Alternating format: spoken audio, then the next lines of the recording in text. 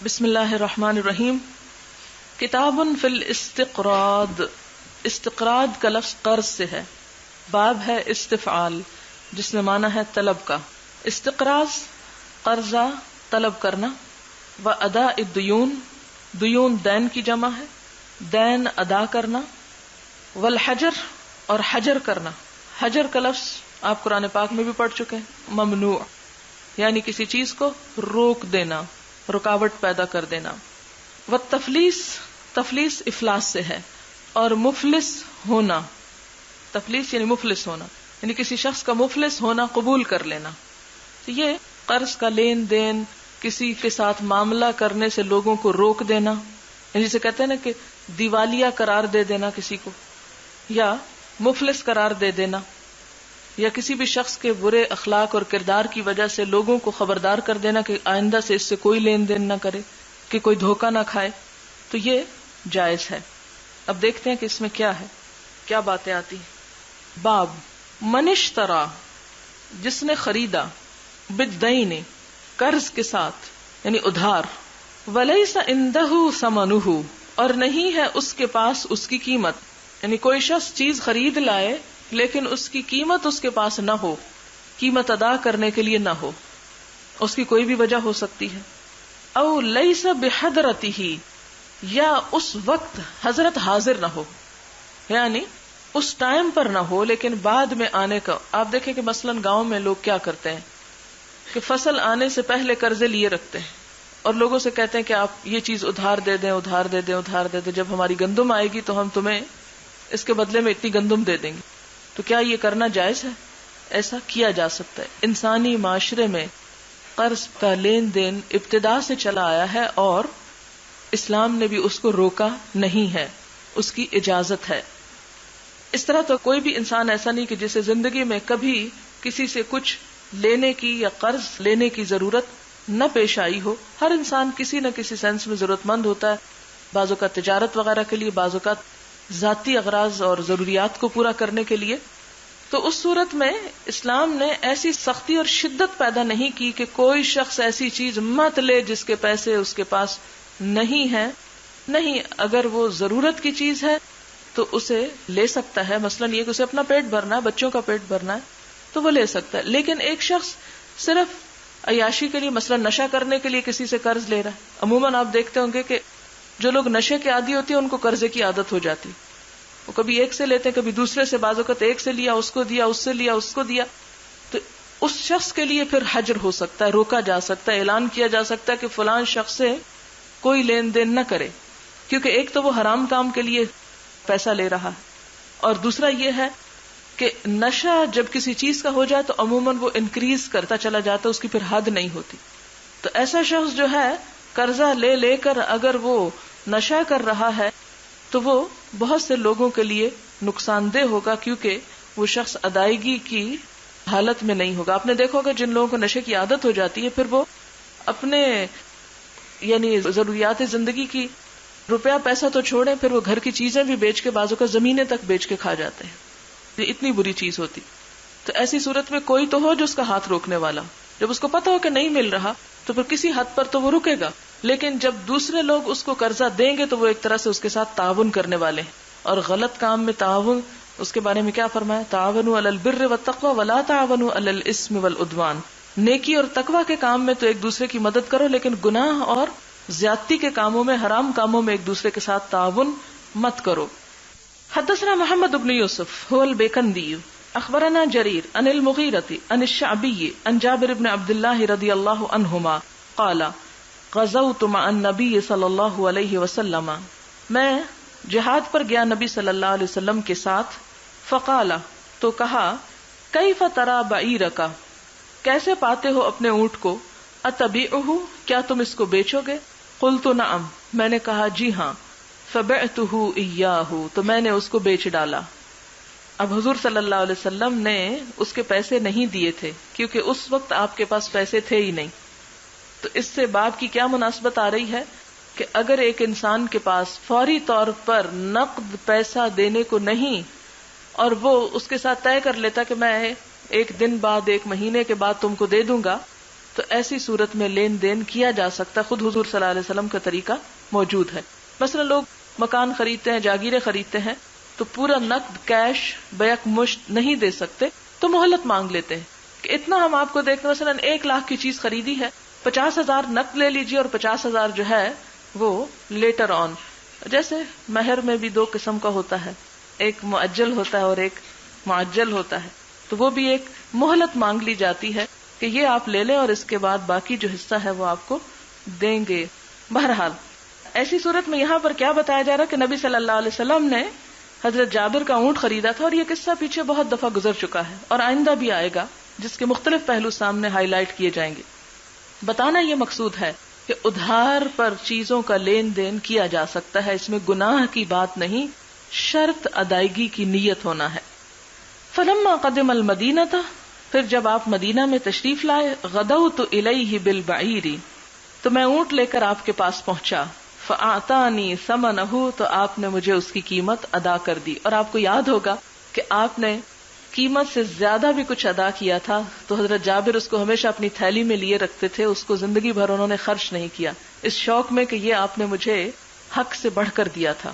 بلال کے ذریعے دلوایا تھا نا، یاد ہوگا، پیچھے آپ پڑھ چکے ہیں. باب من اخذ اموال الناس یرید اداءها او اتلافها. باب من اخذ، جو شخص لے، اموال الناس، لوگوں کے مال، یرید، وہ ارادہ رکھتا ہے، اداءها، اس کو ادا کرنے کا، او اتلافها، یا اس کو ضائع کرنے کا، تو ان کا پھر معاملہ مختلف ہوگا. یعنی بعض اوقات ایک شخص کسی سے ادھار لیتا ہے، اس لیے لیتا ہے کہ دوسرے کو نقصان پہنچائے، اور ایک لیتا ہے کہ ضرورت پوری کر کے دوسرے کی ادائیگی فوری کر دی جائے. تو ان دونوں کا پھر معاملہ کیا ہے اللہ کے نزدیک؟ حدثنا معل بن اسد حدثنا عبد الواحد حدثنا الاعمش قال تذاکرنا عند ابراہیم الرہن فی السلم. اعمش کہتے ہیں کہ ہم نے تذاکرنا، ہم نے ذکر کیا، عند ابراہیم، ابراہیم نخعی کے پاس، الرہن، گروی رکھنے کا، فی السلم، قرض میں، کہ کیا گروی رکھ کر کوئی چیز قرضہ لیا جا سکتا ہے.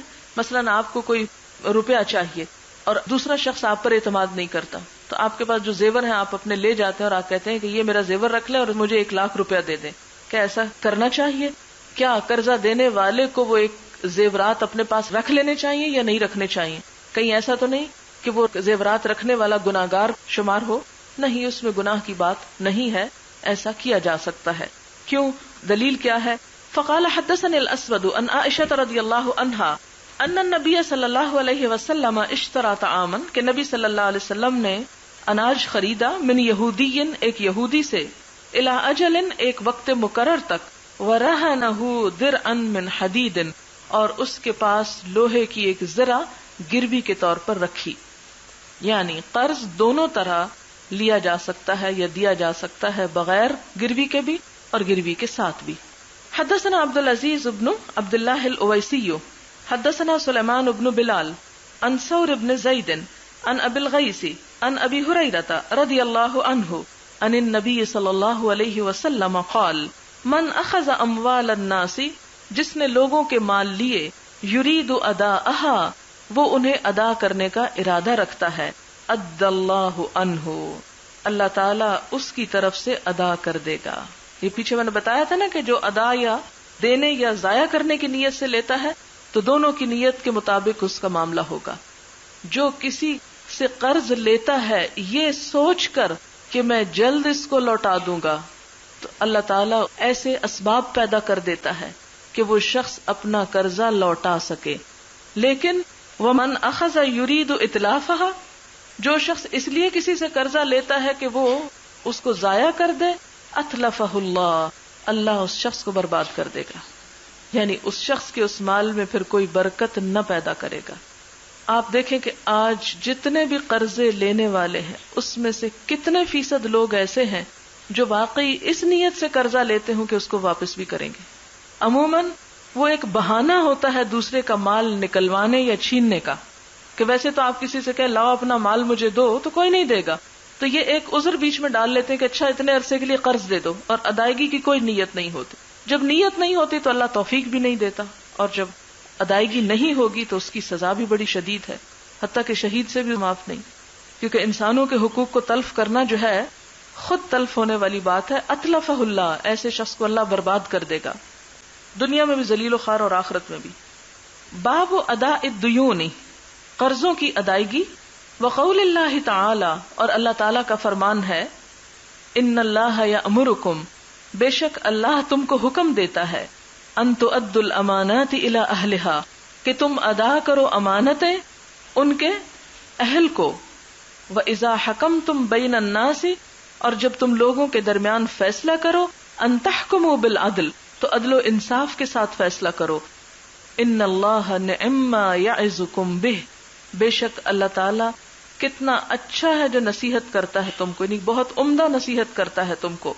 ان اللہ کان سمیعا بصیرا، بے شک اللہ سننے والا بھی ہے، دیکھنے والا بھی ہے. تو مراد اس سے یہ ہے کہ اگر امانتیں ادا کرنے کا حکم دیا جا رہا ہے تو قرض تو امانت سے بھی بڑی چیز ہے. حالانکہ امانت جو ہے وہ امین کا حق نہیں ہوتی. مثلا کسی شخص کو حکومت دینا وہ اس کا حق تو نہیں ہے، لیکن ایک شخص اہل ہے تو اللہ حکم دیتا کہ اسی کو وہ سونپو. مگر قرض تو جس نے قرض دیا ہے، جس کا مال ہے، اس کا حق ہے. تو اگر امانت ادا کرنے کی تلقین کی گئی تو قرض ادا کرنے کی تو اس سے بھی زیادہ تلقین پائی جاتی ہے. مراد اس سے یہ. حدثنا احمد بن یونس حدثنا ابو شہاب عن الاعمش عن زید بن وهب عن ابی ذر رضی اللہ عنہ قال كنت مع النبی صلی اللہ علیہ وسلم، میں نبی صلی اللہ علیہ وسلم کے ساتھ تھا. فلما ابصر یعنی احدا، جب آپ نے دیکھا، کیا دیکھا؟ احد کا پہاڑ. قال، تو فرمایا، ما احب، میں نہیں چاہتا، انہ تحول لی ذہبا، کہ بدل جائے میرے لیے سونے میں. کون؟ احد کا پہاڑ. یعنی میں نہیں چاہتا کہ اگر میرے پاس احد پہاڑ جتنا بھی سونا آئے، یمکث عندی منہ دینار فوق ثلاث الا دینارا ارصدہ لدین، کہ میرے پاس پھر وہ باقی رہے 3 دن سے زیادہ، اس میں سے 1 دینار بھی، ہاں وہ دینار کہ جس کو میں قرض کی ادائیگی کے لیے بچا رکھوں. یہ حدیث بھی پیچھے گزر چکی ہے. آپ صلی اللہ علیہ وسلم کیا فرمانا چاہتے ہیں؟ آپ نے احد پہاڑ دیکھا. آپ دیکھیں کہ آپ صلی اللہ علیہ وسلم کا طریقہ تعلیم کتنا خوبصورت تھا. لوگوں کو مثالوں سے، اور مثال بھی زندہ مثالوں سے سمجھاتے تھے کہ جس سے بات فوراً سمجھ میں آ جائے. اب میں نے اور آپ نے اگر احد پہاڑ نہیں دیکھا تو ہمیں اس بات کی جو عظمت ہے وہ بھی سمجھ میں نہیں آئے گی. لیکن اگر آپ کو اندازہ ہو، احد پہاڑ ایک بہت بڑا پہاڑ ہے. احد پہاڑ آپ نے دیکھا تو اس پہاڑ کو دیکھتے ہی آپ نے فرمایا کہ اگر یہ پہاڑ میرے لیے سونے کا بنا دیا جائے اور میرے نام لکھ دیا جائے تو بھی میں یہ نہیں چاہوں گا کہ اتنا سونا میرے گھر میں 3 دن سے زیادہ رہے. یعنی 3 دن گزرنے سے پہلے پہلے میں یہ سارا تقسیم کر دوں گا. آپ بھی کر سکتے ہیں. 3 دن سے پہلے پہلے میں یہ سارا تقسیم کر دوں گا. ہاں وہ دینار بچا رکھوں گا ضرور، وہ نہیں بانٹوں گا کہ جس سے میں اپنا قرض چکا سکوں. اس سے 2 باتیں پتہ چلتی. ایک تو قرض کی ادائیگی کی اہمیت، اور دوسری بات یہ ہے کہ صدقہ اس وقت تک قبول نہیں ہوتا جب تک کہ انسان قرض ادا نہ کرے یا فرض ادا نہ کرے. آگے بھی آپ دیکھیں گے کہ آپ صلی اللہ علیہ وسلم کے پاس مقروض شخص صدقے کے لیے جو چیز لایا، آپ نے اس کو لینے سے انکار کر دیا. کہ بہت سے لوگ یہ مسئلہ پوچھتے رہتے ہیں کہ ہمارے اوپر قرضہ ہے، وہ تو پتہ نہیں کب اترے گا، تو کیا ہم تھوڑا بہت صدقہ خیرات کر لیں؟ تو نہیں، اس کو بھی قرضے کی ادائیگی میں ڈال دیں اور جتنا جلدی ہو سکے قرض سے نجات حاصل کریں.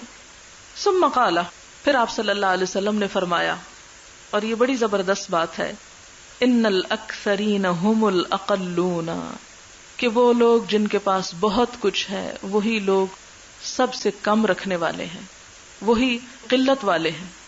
کثرت والے ہی دراصل قلت والے ہیں. یہ اس کا کچھ ترجمہ بنتا ہے. کثرت والے یعنی جن کے پاس دنیا میں مال زیادہ ہے، آخرت میں وہی سب سے زیادہ فقیر ہوں گے، وہی دراصل محتاج ہیں. الا من قال بالمال هكذا وهكذا، مگر جس نے اپنے مال کو اس طرح اور اس طرح خرچ کیا، یعنی دائیں اور بائیں ہر طرف دیتا رہا. یعنی مال کی کثرت ہونا اسی صورت میں انسان کے لیے فائدہ مند ہے جب انسان اس مال میں سے دائیں اور بائیں نکالتا چلا جائے، ورنہ وہ مال لے کے جو مرے گا تو قیامت کے دن وہی اس کی نیکیوں کو کھانے کا سبب بن جائے گا. وَأَشَارَ أَبُو شِهَابٍ بَيْنَ يَدَيْهِ وَعَنْ يَمِينِهِ وَعَنْ شِمَالِهِ، اور ہَكَذَا وَهَكَذَا وَهَكَذَا کا معنی کیا بیان کیا گیا کہ اپنے سامنے، یعنی آپ نے اشارہ کس طرف کیا، یعنی سامنے دے، دائیں دے اور بائیں دے. وَقَلِيلٌ مَّا هُمْ، اور ایسے لوگ کتنے کم ہیں، ایسا کرنے والے بہت قلیل ہیں. وَقَالَ مَكَانَكَ، اور آپ نے فرمایا اپنی جگہ پر ٹھہرو. وَتَقَدَّمَ غَيْرَ بَعِيدٍ، اور آپ کچھ دور چلے گئے. فَسَمِعْتُ صَوْتًا، تو میں نے ایک آواز سنی. یعنی حضرت ابو ذر ساتھ تھے، آپ نے یہ بات فرمائی، ان کو بتائی، اور اس کے بعد کہا تم ادھر ہی کھڑے ہو، میں ابھی آتا ہوں، اور خود چلے گئے. ابو ذر کہتے کہ مجھے ایک آواز سنائی دی. فَأَرَدْتُ أَنْ آتِيَهُ، میں نے چاہا کہ میں آپ کے پاس آؤں. ثُمَّ ذَكَرْتُ قَوْلَهُ، لیکن مجھے آپ کی بات یاد آ گئی. مکانک، کہ یہیں ٹھہرنا، یعنی میرے پیچھے نہ آنا مراد یہ تھا. حتی آتی کا، یہاں تک کہ میں خود تیرے پاس آ پہنچوں. فلما جاء، پھر جب وہ آئے، قلت یا رسول اللہ، میں نے کہا اے اللہ کے رسول صلی اللہ علیہ وسلم، الذی سمعت، وہ جو میں نے سنی، او قال الصوت الذی سمعت، وہ آواز جو میں نے سنی، یعنی وہ کیا تھی. قال وهل سمعت، تو نبی صلی اللہ علیہ وسلم نے فرمایا تم نے بھی سنا، یعنی تم نے بھی سنی تھی وہ آواز. یعنی حضور صلی اللہ علیہ وسلم جب غائب تھے حضرت ابو ذر سے، ابو ذر نے ایک آواز سنی، پریشان ہوئے، دل چاہا کہ فوراً پیچھے جائیں، لیکن اجازت نہ تھی، کھڑے رہے. حضور صلی اللہ علیہ وسلم جب پلٹ کر آئے تو پوچھتے ہیں کہ میں نے ایک آواز سنی ہے. تو آپ نے پوچھا اچھا تم نے بھی سنی ہے؟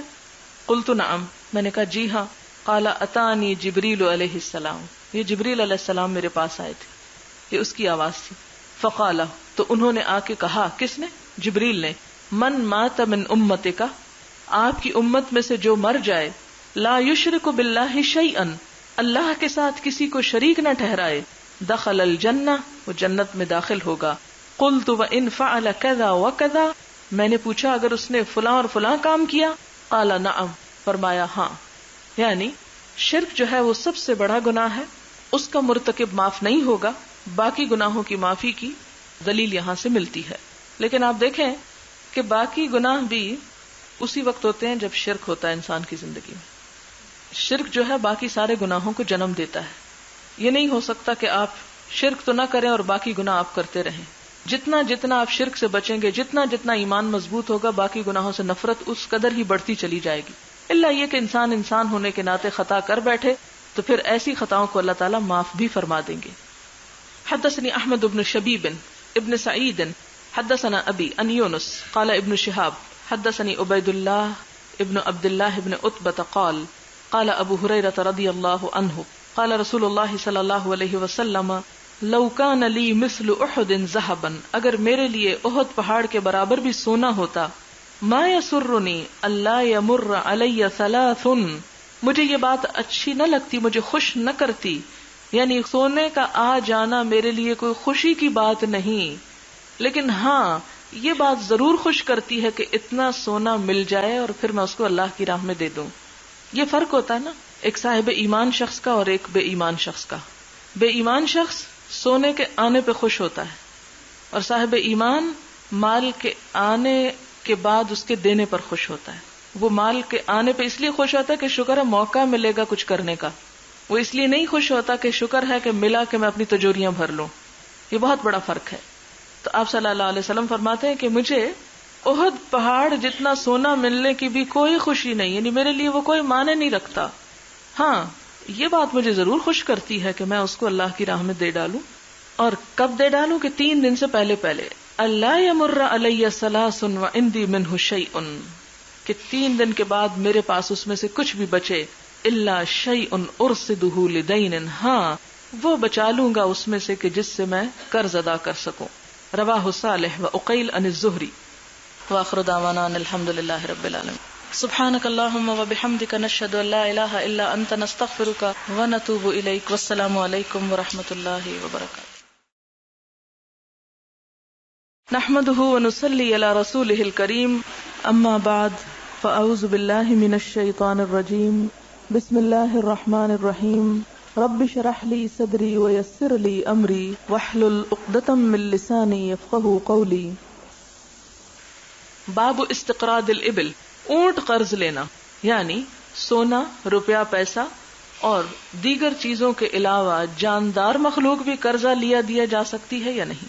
مثلا اگر آپ ایک گھڑی ادھار دیتے ہیں کسی کو، وہ اسے استعمال کرتا، اگر سال بھی وہ گھڑی پڑی رہے تو واپس آپ کو اسی شکل میں مل جائے گی. لیکن وہ چیز کہ جس کی کمی بیشی کا، جس کے مر جانے کا یا جس کے نقصان ہو جانے کا یا جس سے مزید کچھ پیدا ہونے کا احتمال ہو، کیا اسے بھی بطور قرض دیا جا سکتا ہے؟ اس کی بات یہاں پتہ چلے گی. حدثنا ابو الولید حدثنا شعبہ اخبرنا سلمة بن كهيل قال سمعت ابا سلمة بمنن يحدث عن ابي هريرة رضی اللہ عنہ ان رجلا تقاضى رسول اللہ صلی اللہ علیہ وسلم، کہ ایک شخص نے نبی صلی اللہ علیہ وسلم سے تقاضا کیا، کس کا؟ قرضہ ادا کرنے کا. فاغلظ له، تو آپ کے ساتھ شدت برتی. فہم به اصحابہ، تو نبی صلی اللہ علیہ وسلم کے ساتھیوں نے اس کا ارادہ کیا، یعنی اس کو بدلہ لینے کا، سزا دینے کا. فقال، تو کہا، دعوہ، کس نے فرمایا؟ نبی صلی اللہ علیہ وسلم، دعوہ، اسے چھوڑ دو. اور آپ دیکھیں کہ کتنی زبردست بات آپ نے اس موقع پہ فرمائی. فَإِنَّ لِصَاحِبِ الْحَقِّ مَقَالًا، حقدار کو بات کہنے کا حق ہوتا ہے. یعنی جو مظلوم ہے یا جو حقدار ہے اسے سختی کرنے کا یا تقاضا کرنے کا یا اپنے حق کے مطالبے کا حق ہے. وہ مطالبہ کر سکتا ہے، تم اس کے ساتھ سختی نہ برتو. ہم جیسا کوئی ہوتا تو کیا کہتا؟ ہاں لو بدلہ، اس کو ایسا مزہ چکھاؤ کہ یہ آئندہ بھول جائے ایسا کرنا، اس نے یہ کیا ہی کیوں. لیکن آپ صلی اللہ علیہ وسلم کا عدل و انصاف دیکھیں کہ خواہ آپ کی اپنی شان میں کسی نے گستاخی کی، اس کو بھی آپ نے خود بھی معاف کر دیا. جب صحابہ کرام بدلہ لینے لگے ان کو بھی روک دیا کہ نہیں، چونکہ یہ صاحب حق ہے اس لیے اس کو بولنے کی اجازت ہے. واشتروا له بعیرا، تم اسے سزا دینے کی بجائے کیا کرو، اس کے لیے اونٹ خرید لاؤ، اس کا قرضہ چکاؤ. فآتوہ ایاہ، تو اسے دے دو. قالوا لا نجد، کہنے لگے ہمیں نہیں مل رہا، الا افضل من سنہ، مگر اس کی عمر سے بڑا. یعنی جو اونٹ اس نے قرضے میں آپ کو دیا تھا ویسا اونٹ نہیں مل رہا، اس سے سال میں، عمر میں، سن میں بڑا ہے. قال اشتروا، فرمایا اسے خرید لو. فآتوہ ایاہ، وہی اس کو دے دو. فإن خیرکم احسنکم قضاء، تم میں سب سے اچھا انسان وہ ہے جو ادا کرنے میں خوبصورتی سے کام لے، عمدگی سے کام لے. تو یہاں باب کیا ہے کہ اونٹ یا جاندار چیزیں جو ہیں جیسے بھینس، بکری وغیرہ، یہ بھی بطور قرض لی جا سکتی ہیں کہ ویسی ہی پھر لوٹا دی جائیں، خواہ وہی یا اس کے علاوہ بھی کوئی اور بدلے میں. کیونکہ یہاں آپ صلی اللہ علیہ وسلم نے جو اونٹ بطور قرض لیا تھا وہی اونٹ واپس نہیں ہو رہا. ہو سکتا ہے وہ آپ نے کسی کو دے کر بھیج دیا ہو، یا کسی ایسے کام پر ہو، کسی ایسی ڈیوٹی پر ہو کہ اس وقت وہ موجود نہ ہو کہ اسے وہ واپس کر سکیں. لہٰذا آپ نے کیا کہا، اس جیسا خرید کے اس کو دے دو. جب اس جیسا نہیں ملا، اس سے بہتر تھا، تو آپ نے فرمایا وہی دے دو. اور پھر ساتھ ہی فرمایا کہ جو قرض کو بہترین طور پر چکائیں وہی زیادہ بہترین لوگ ہیں. باب حسن التقاضی، بہترین طریقے سے تقاضا کرنا، اس کا بھی ثواب ہوتا ہے، تقاضے میں خوبصورتی.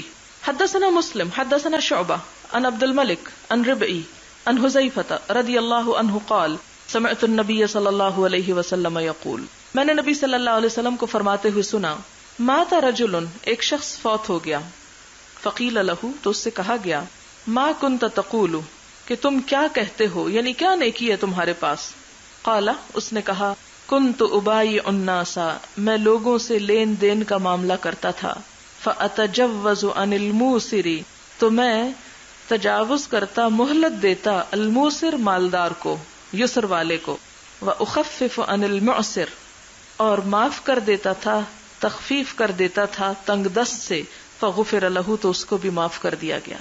یعنی ایک شخص جو فوت ہوا، اس کی وفات کے بعد کیا چیز اس کی بخشش کا سبب بنی کہ خرید و فروخت کے معاملات میں، مال کے لین دین کے معاملات میں وہ مالدار اور تنگ دست دونوں کے ساتھ احسان کا معاملہ کرتا.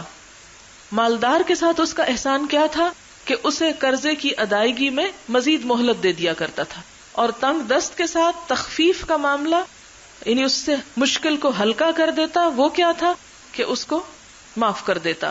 فغفر له، تو اس کو بھی بخش دیا گیا. یہ کتنی خوبصورت بات آپ صلی اللہ علیہ وسلم نے ہمیں سکھائی کہ زندگی کے عام روزمرہ معاملات میں ہر انسان کسی نہ کسی طور پر لین دین میں ملوث ہوتا ہے، اور اس میں جہاں پچھلی حدیث میں بتایا گیا کہ لینے والا سختی بھی کر سکتا ہے، تقاضا کر سکتا ہے، فإن لصاحب الحق مقالا، قانونی طور پر اس کو حق ہے، تو دوسری طرف تعلیم کیا دی، اگرچہ وہ حق ہے لیکن یہ کرنا زیادہ بہتر ہے. اور یہاں پر امام بخاری کا وہ خوبصورت امتزاج آپ دیکھیں کہ حدیث کو آگے پیچھے کس طرح سلیکٹ کر کے لائے ہیں کہ دین کے دونوں رخ سامنے آ جاتے ہیں کہ کون سی جگہ قانونی حد تک اجازت کی ہے اور کون سی جگہ احسان کی ہے. یعنی ایک عدل ہے اور ایک احسان کا درجہ ہے. عدل کیا ہے کہ لصاحب الحق مقالا، اور احسان کیا ہے کہ نرمی کا معاملہ کیا جائے.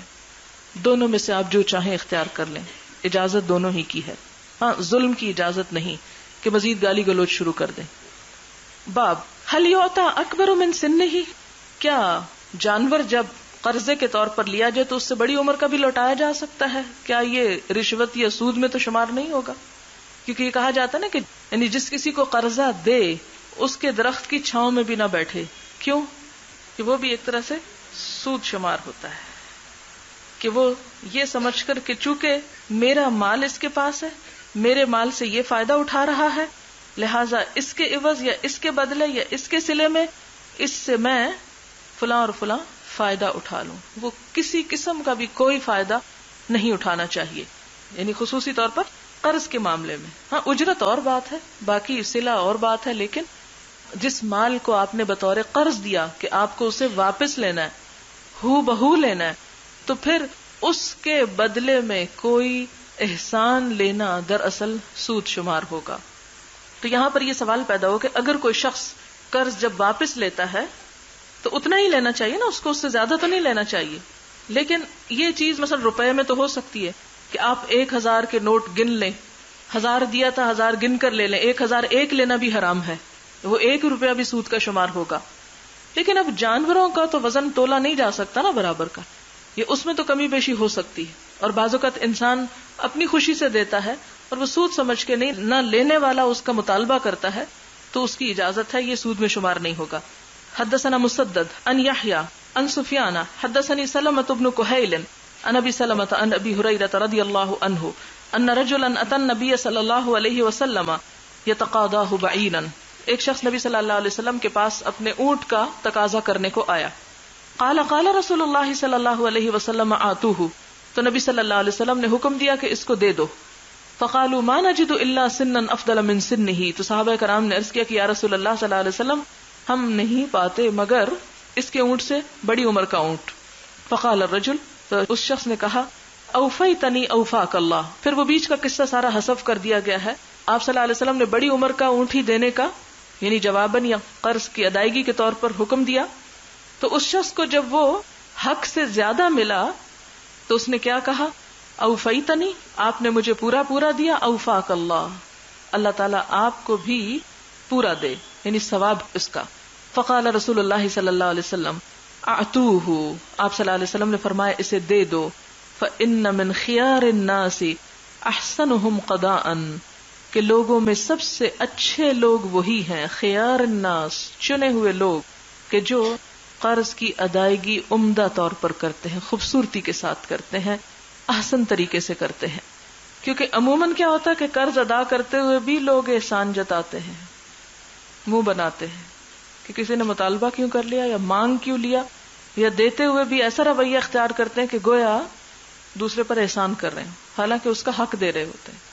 تو ایسی کسی بھی بدمزاجی اور بد اخلاقی سے بچ کر اس قرض کو چکاتے ہوئے خوبصورت رویہ اختیار کرنا چاہیے، بلکہ احسان مند اور شکر گزار ہونا چاہیے دوسرے کا کہ وہ مشکل وقت میں کام آیا. باب حسن القضاء، اچھی طرح ادا کرنا. یہ حدیث پیچھے گزر چکے، صرف ریڈنگ کروں گی. حدثنا ابو نعیم حدثنا سفیان عن سلمہ عن ابی سلمہ عن ابی ہریرہ رضی اللہ عنہ قال كان لرجل علی النبی صلی اللہ علیہ وسلم سن من الابل فجاءه يتقاضاه فقال صلی اللہ علیہ وسلم اعطوه فطلبوه سنه فلم يجدوا له الا سنا فوقها فقال اعطوه فقال اوفیتنی اوفى الله بك. قال النبي صلی اللہ علیہ وسلم ان خياركم احسنكم قضاء. حدثنا خلاد حدثنا مسعر حدثنا محارب بن دثار عن جابر بن عبد الله رضی اللہ عنہما قال اتيت النبي صلی اللہ علیہ وسلم وهو في المسجد قال مسعر اراه قال دحن. یہاں کہتے ہیں جابر بن عبداللہ کہ میں نبی صلی اللہ علیہ وسلم کے پاس آیا، وهو في المسجد، جب آپ مسجد میں تشریف فرما تھے. قال مصر کہتے ہیں کہ اراہ میں سمجھتا ہوں کہ قالا اس نے کہا، کس نے؟ محارب نے، دحن دہا کا وقت تھا، فقال تو نبی صلی اللہ علیہ وسلم نے فرمایا صلی رکعتین 2 رکعتیں پڑھ لو، وکان لی علیہ دین اور میرے لیے ان کے ذمہ کچھ قرض تھا، فقدانی وزادنی تو آپ نے قرض چکایا اور زیادہ دیا مجھ کو. یعنی اگر اپنی خوشی سے کوئی کسی کو زیادہ دیتا ہے ادائیگی میں تو وہ دے سکتا ہے، اس کا احسان شمار ہوگا، سود شمار نہیں ہوگا. باب اذا قضا دون حقه او حل له فهو جائز. جب کوئی ادا کرے قرضہ دون حقه حق سے کم، پہلے کیا حدیثیں تھی؟ حق سے زیادہ دینے، اب یہ کہ کوئی کم دے، او حل له یا اس کو معاف کر دے، حلال کر دے اس کو. حل له کا لفظی معنی کیا؟ حلال کر دے. حلال کرنے کا معنی کیا ہے؟ کیا کرے اس کو؟ وہ اس کو کھانے دے. جب تک قرض تھا اس پر حرام تھا، لیکن جب قرضہ معاف کر دیا تو وہی مال مقروض کے اوپر حلال ہو گیا. فہو جائز، تو ایسا کرنا جائز ہے. معاف کرنے والے کو تو ثواب ملے گا ہی، اور جس کے لیے معاف کیا گیا اس کو بھی اس مال کا استعمال کرنا حلال ہو گیا. حدثنا عبدان اخبرنا عبداللہ اخبرنا یونس عن الزہری قال حدثني ابن كعب بن مالك ان جابر بن عبد الله رضی اللہ عنہما اخبره ان اباه قتل يوم احد شہیدا. جابر بن عبداللہ کہتے ہیں کہ ان کے والد یوم احد کو شہید ہو گئے. وعلیہ دین، اور ان کے ذمہ کچھ قرض تھا. فاشتد الغرماء، تو غرماء جو ہیں یعنی قرض خواہ جنہوں نے قرضے دے رکھے تھے، انہوں نے بڑی شدت برتی، بڑی سختی شروع کی، سخت تقاضا کیا. فی حقوقہم، اپنے حقوق میں. فاتیت النبی صلی اللہ علیہ وسلم، تو میں حضور صلی اللہ علیہ وسلم کے پاس آیا. فسألہم، تو آپ نے ان سے کہا. کس نے کہا؟ نبی صلی اللہ علیہ وسلم نے. کن سے کہا؟ قرض خواہوں سے. ان یقبلوا تمر حائتی، کہ وہ قبول کر لیں میرے باغ کی کھجور، یعنی قرض کے صلے کے طور پر بیٹے کی کھجوریں جو ہیں وہ لے لیں اس کے باغ کی. وَيُحَلِّلُوا أَبِي، اور میرے باپ کا قرضہ معاف کر دیں، یعنی جو کھجوریں ہیں بس وہ لے لیں اور جان چھوڑ دیں. فَأَبَوْا، تو انہوں نے انکار کیا کہ نہیں، ایسا نہیں ہم کریں گے. فَلَمْ يُعْتِهِمْ النَّبِيُّ صلی اللہ علیہ وسلم حائتی، تو نبی صلی اللہ علیہ وسلم نے پھر میرا باغ ان کو نہ دیا، کیونکہ انہوں نے وہ راضی نہ ہوئے. آپ نے کہا اچھا ٹھیک ہے، نہیں لیتے تو نہ لو. وقال، اور کہا سنغدو علیک، ہم صبح سویرے تیرے پاس آئیں گے. غدا ہوتا نا غدن. فغدا علینا، تو آپ صلی اللہ علیہ وسلم تشریف لائے ہم پر، یعنی ہمارے باغ میں صبح سویرے. حین اصبح، جب آپ نے صبح کی. فطاف فی النخل، تو آپ گھومے پھرے کھجور کے درختوں میں، یعنی آپ باغ میں تشریف لائے اور سارے باغ میں چلے پھرے. یہ چلنا پھرنا کس لیے تھا؟ برکت کے لیے. ودعا فی ثمرھا بالبرکۃ، اور اس کے پھلوں کی برکت کی دعا کی.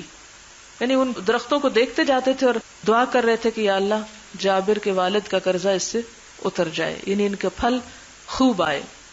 فجددتھا، پھر میں نے ان کو کاٹا، یعنی پھر پھل توڑے. فقضیتھم، تو میں نے ان پھلوں سے قرضہ ادا کیا. وبقی لنا من تمرھا، اور ہمارے لیے اس کی کھجور کا کچھ حصہ بچ بھی رہا، یعنی اتنی برکت ہو گئی. یعنی وہ لوگ انہی کھجور کے درختوں کو لینے پہ راضی نہ تھے، جبکہ اللہ کے رسول صلی اللہ علیہ وسلم نے ان کے قرضے کے چکانے کا ایسا اہتمام کیا کہ خود گھر والوں کے لیے بھی بچ رہا. یہ جو برکت کا معاملہ ہے، یہ حساب بھی کتابی ذہن کے سمجھ میں آنے والی بات ہی نہیں اور ہماری عقل میں سمانے والی بات نہیں. یہ وہ چیز ہے جو محسوس کی جا سکتی ہے، دیکھی جا سکتی ہے، لیکن لائی نہیں جا سکتی، کھینچی نہیں جا سکتی، جسے ہم سب محسوس کر سکتے ہیں. اپنے وقت کی برکت، مال میں برکت، کھانے پینے کی چیزوں میں برکت کہ وہ ختم ہونے کا نام ہی نہ لے. لیکن اگر آپ کسی کو کہیں کہ یہاں برکت ڈال دو یا ڈیل دو، تو وہ نہ خریدی جانے والی چیز ہے، نہ کہیں سے لائی جانے والی. اس کا تعلق انسان کی نیت سے بھی ہوتا ہے اور انسان کی نیکی سے بھی ہوتا ہے. اور خود حضور صلی اللہ علیہ وسلم کی ذات تو تھی ہی بابرکات. وہ دعا بھی آتی نا، وبارک لنا فیما رزقتنا وزدنا من. اللہ سبحانہ تعالیٰ کے نام کے ساتھ بھی تبارک و تعالی بہت بابرکت ہے. وہ تو ہم روز پڑھتے ہیں لیکن کبھی سوچتے نہیں کیا پڑھتے ہیں. کیا پڑھتے ہیں؟ سبحانک اللہم و بحمدک وتبارک اسمک، تیرا نام ہی برکت والا ہے. اور وہ نام کیا ہے؟ بسم اللہ الرحمن الرحیم. جب کسی چیز کے اوپر بسم اللہ پڑھی جاتی ہے تو اس میں برکت پیدا ہوتی. اور بسم اللہ کا نہ پڑھنا جو ہے وہ جیسے حدیث میں آتا ہے کہ جس چیز پر اللہ کا نام نہ لیا جائے وہ کیا ہے؟ وہ ابتر ہے. باب اذا قاصا او جازفہ فی الدین تمرا بتمر او غیرہ. قاصا جب ناپ تول کر دے، او جازفہ یا بن ناپ تول کے. جیم زے فے جزف کا مطلب ہوتا ہے بغیر ناپ تول کے ایسے ہی کسی چیز کو بیچنا یا خریدنا، مجازفہ. تمرن بتمرن کھجور کھجور کے بدلے، او غیرہ یا اس کے علاوہ دوسری چیزیں. یعنی قرضہ ادا کرتے وقت ایک طریقہ تو یہ ہے کہ جتنی چیز آپ نے لی اتنی ہی ناپ کے. مثلاً آپ کے گھر میں مہمان آ گئے اور گھی نہیں تھا، آپ ہمسائے کے پاس جاتے ہیں اور آپ کہتے ہیں کہ جی مجھے ایک گلاس آئل دے دیں، وہ آپ کو دے دیتے ہیں. پھر آپ اس کو واپس کرنے کے لیے جاتے ہیں. آپ دونوں طرح دے سکتے ہیں، اسی طرح گلاس بھر کے بھی دے سکتے ہیں اور کسی اور برتن میں بغیر ناپ کے بھی. آپ کو پتا ہے گلاس سے زیادہ ہی ہوگا، کم نہیں ہوگا، ایسے بھی اگر آپ دے دیں تو اس میں حرج نہیں ہے، دونوں طرح دیا جا سکتا ہے. لیکن اگر شک ہو کہ کم ہے اندازے سے تو پھر وہ درست نہیں، یعنی کسی کا حق مارا جانا اس کی اجازت نہیں. پھر اسی طرح آپ دیکھیں کہ بعض اوقات خرید و فروخت کس طرح ہو رہی ہوتی ہے. آپ نے دیکھا جیسے چھابڑی والوں کے پاس کوئی پیمانے نہیں ہوتے، کوئی تول نہیں ہوتے، کوئی باٹ نہیں ہوتے. بچے وہ کوئی چیز لینے جاتے ہیں، وہ کیا کرتے ہیں ایک مٹھی بھر کے اس کو دیتے تھے. کسی کی مٹھی زیادہ بڑی ہوگی، کسی کی چھوٹی ہو گئی، تو اس کی اجازت ہے. حدثنا ابراہیم ابن المنذر حدثنا انس عن هشام عن وهب بن كيسان عن جابر بن عبد الله رضی اللہ عنہما انه اخبره ان اباه توفي وترك عليه 30 وسقا لرجل من اليهود. کہتے ہیں کہ جابر کے والد شہید ہو گئے، اسی واقعے کی طرف اشارہ ہے، اور ان کے ذمہ 30 اوسق یہودی کے کھجوریں تھی. یعنی 30 وسق جو تھے یہودی کے حضرت عبداللہ کے ذمہ تھے، انہوں نے کھجور قرض لے رکھی تھی. فاستنظرہ جابر، تو جابر نے مہلت مانگی. قرآن پاک میں ایک لفظ آپ نے پڑھا ہوگا فنظرۃ الی میسرہ، تو وہ نظرہ کا ترجمہ کیا ہے؟ مہلت. فاستنظرہ استنظار، مہلت طلب کرنا. جابر نے مہلت مانگی، فابا، اس نے انکار کر دیا، ان ینظرہ کی مہلت دے. فکلم جابر رسول اللہ صلی اللہ علیہ وسلم لیشفع لہ، حضرت جابر نے آ کے حضور صلی اللہ علیہ وسلم سے بات کی، اپنا قصہ سنایا کہ ان کی سفارش کر دیں. لیشفع لہ الیہ فجاء رسول اللہ صلی اللہ علیہ وسلم وکلم الیہودی. نبی صلی اللہ علیہ وسلم جابر کی درخواست پر یہودی کے پاس تشریف لائے کہ بات کریں. لیاخذ، تاکہ وہ لے لے. کون لے لے؟ یہودی لے لے. کیا لے لے؟ ثمر نخلہ، اس کے درختوں کا پھل، بالذی لہ، جو اس کا تھا. فابا، تو اس نے انکار کر دیا، اس نے کہا نہیں میں نہیں لیتا. فدخل رسول اللہ صلی اللہ علیہ وسلم النخل. اب یہ جو دینا تھا وہ کیا تھا؟ ایک اندازے سے دیا جا رہا تھا، تول کے یا ناپ کے نہیں دیا جا رہا تھا. اسی لیے یہ باب یہاں باندھا گیا ہے کہ آپ صلی اللہ علیہ وسلم نے 30 وسق جو قرضہ تھا اس کے بدلے میں کیا آفر کیا کہ جو کچھ درختوں پہ سب لے جاؤ، لیکن اس نے انکار کر دیا. فمشى، تو نبی صلی اللہ علیہ وسلم چلے پھرے، فیہا، اس میں. ثم قال لجابر، پھر جابر سے کہا، جد لہ، اس کو کاٹو. فاوف لہ الذی لہ، پورا دو اس کو جس کا حق ہے. فجدہ، حضرت جابر نے پھل توڑے. بعد ما رجع رسول اللہ صلی اللہ علیہ وسلم، اس کے بعد کہ نبی صلی اللہ علیہ وسلم واپس تشریف لے گئے. فاوفاہ 30 وسقا، تو جابر نے یہودی کو 3 وسق پوری کر کے دے دی. وفضلت لہ 17 وسقا، اور بچ رہی اس کے لیے، کس کے لیے؟ جابر رضی اللہ تعالی عنہ کے لیے. کتنی؟ 17 وسق، اتنی زیادہ ہو گئی تھی. وفضلت لہ 17 وسقا فجاء جابر رسول اللہ صلی اللہ علیہ وسلم، تو جابر حضور صلی اللہ علیہ وسلم کے پاس آئے. لیخبرہ، کہ آپ کو بتائیں، بالذی کان، وہ جو ہوا تھا. فوجدہ یصلی العصر، تو جابر نے آپ کو عصر کی نماز پڑھتے ہوئے پایا. فلما انصرف، جب آپ نے سلام پھیر لیا. اخبرہ بالفضل، تو خبر دی آپ کو اس فضل کی، یعنی وہ جو کچھ بچ رہا تھا یا زیادہ ہو گیا تھا. فقال، تو فرمایا، اخبر ذالک ابن الخطاب، جاؤ ابن الخطاب کو یہ بات بتاؤ. فذهب جابر الى عمر، جابر حضرت عمر کے پاس جاتے ہیں. فاخبرہ، تو ان کو خبر دیتے ہیں. فقال له عمر، حضرت عمر ان سے کہتے ہیں لقد علمت حين مشى فيها رسول اللہ صلی اللہ علیہ وسلم ليباركن فيها، کہ مجھے پتا تھا کہ نبی صلی اللہ علیہ وسلم جو یہاں تشریف لے جا رہے ہیں اس کی وجہ سے ان پھلوں میں ضرور برکت ہوگی. پھر یہاں پر برکت کی بات آئی.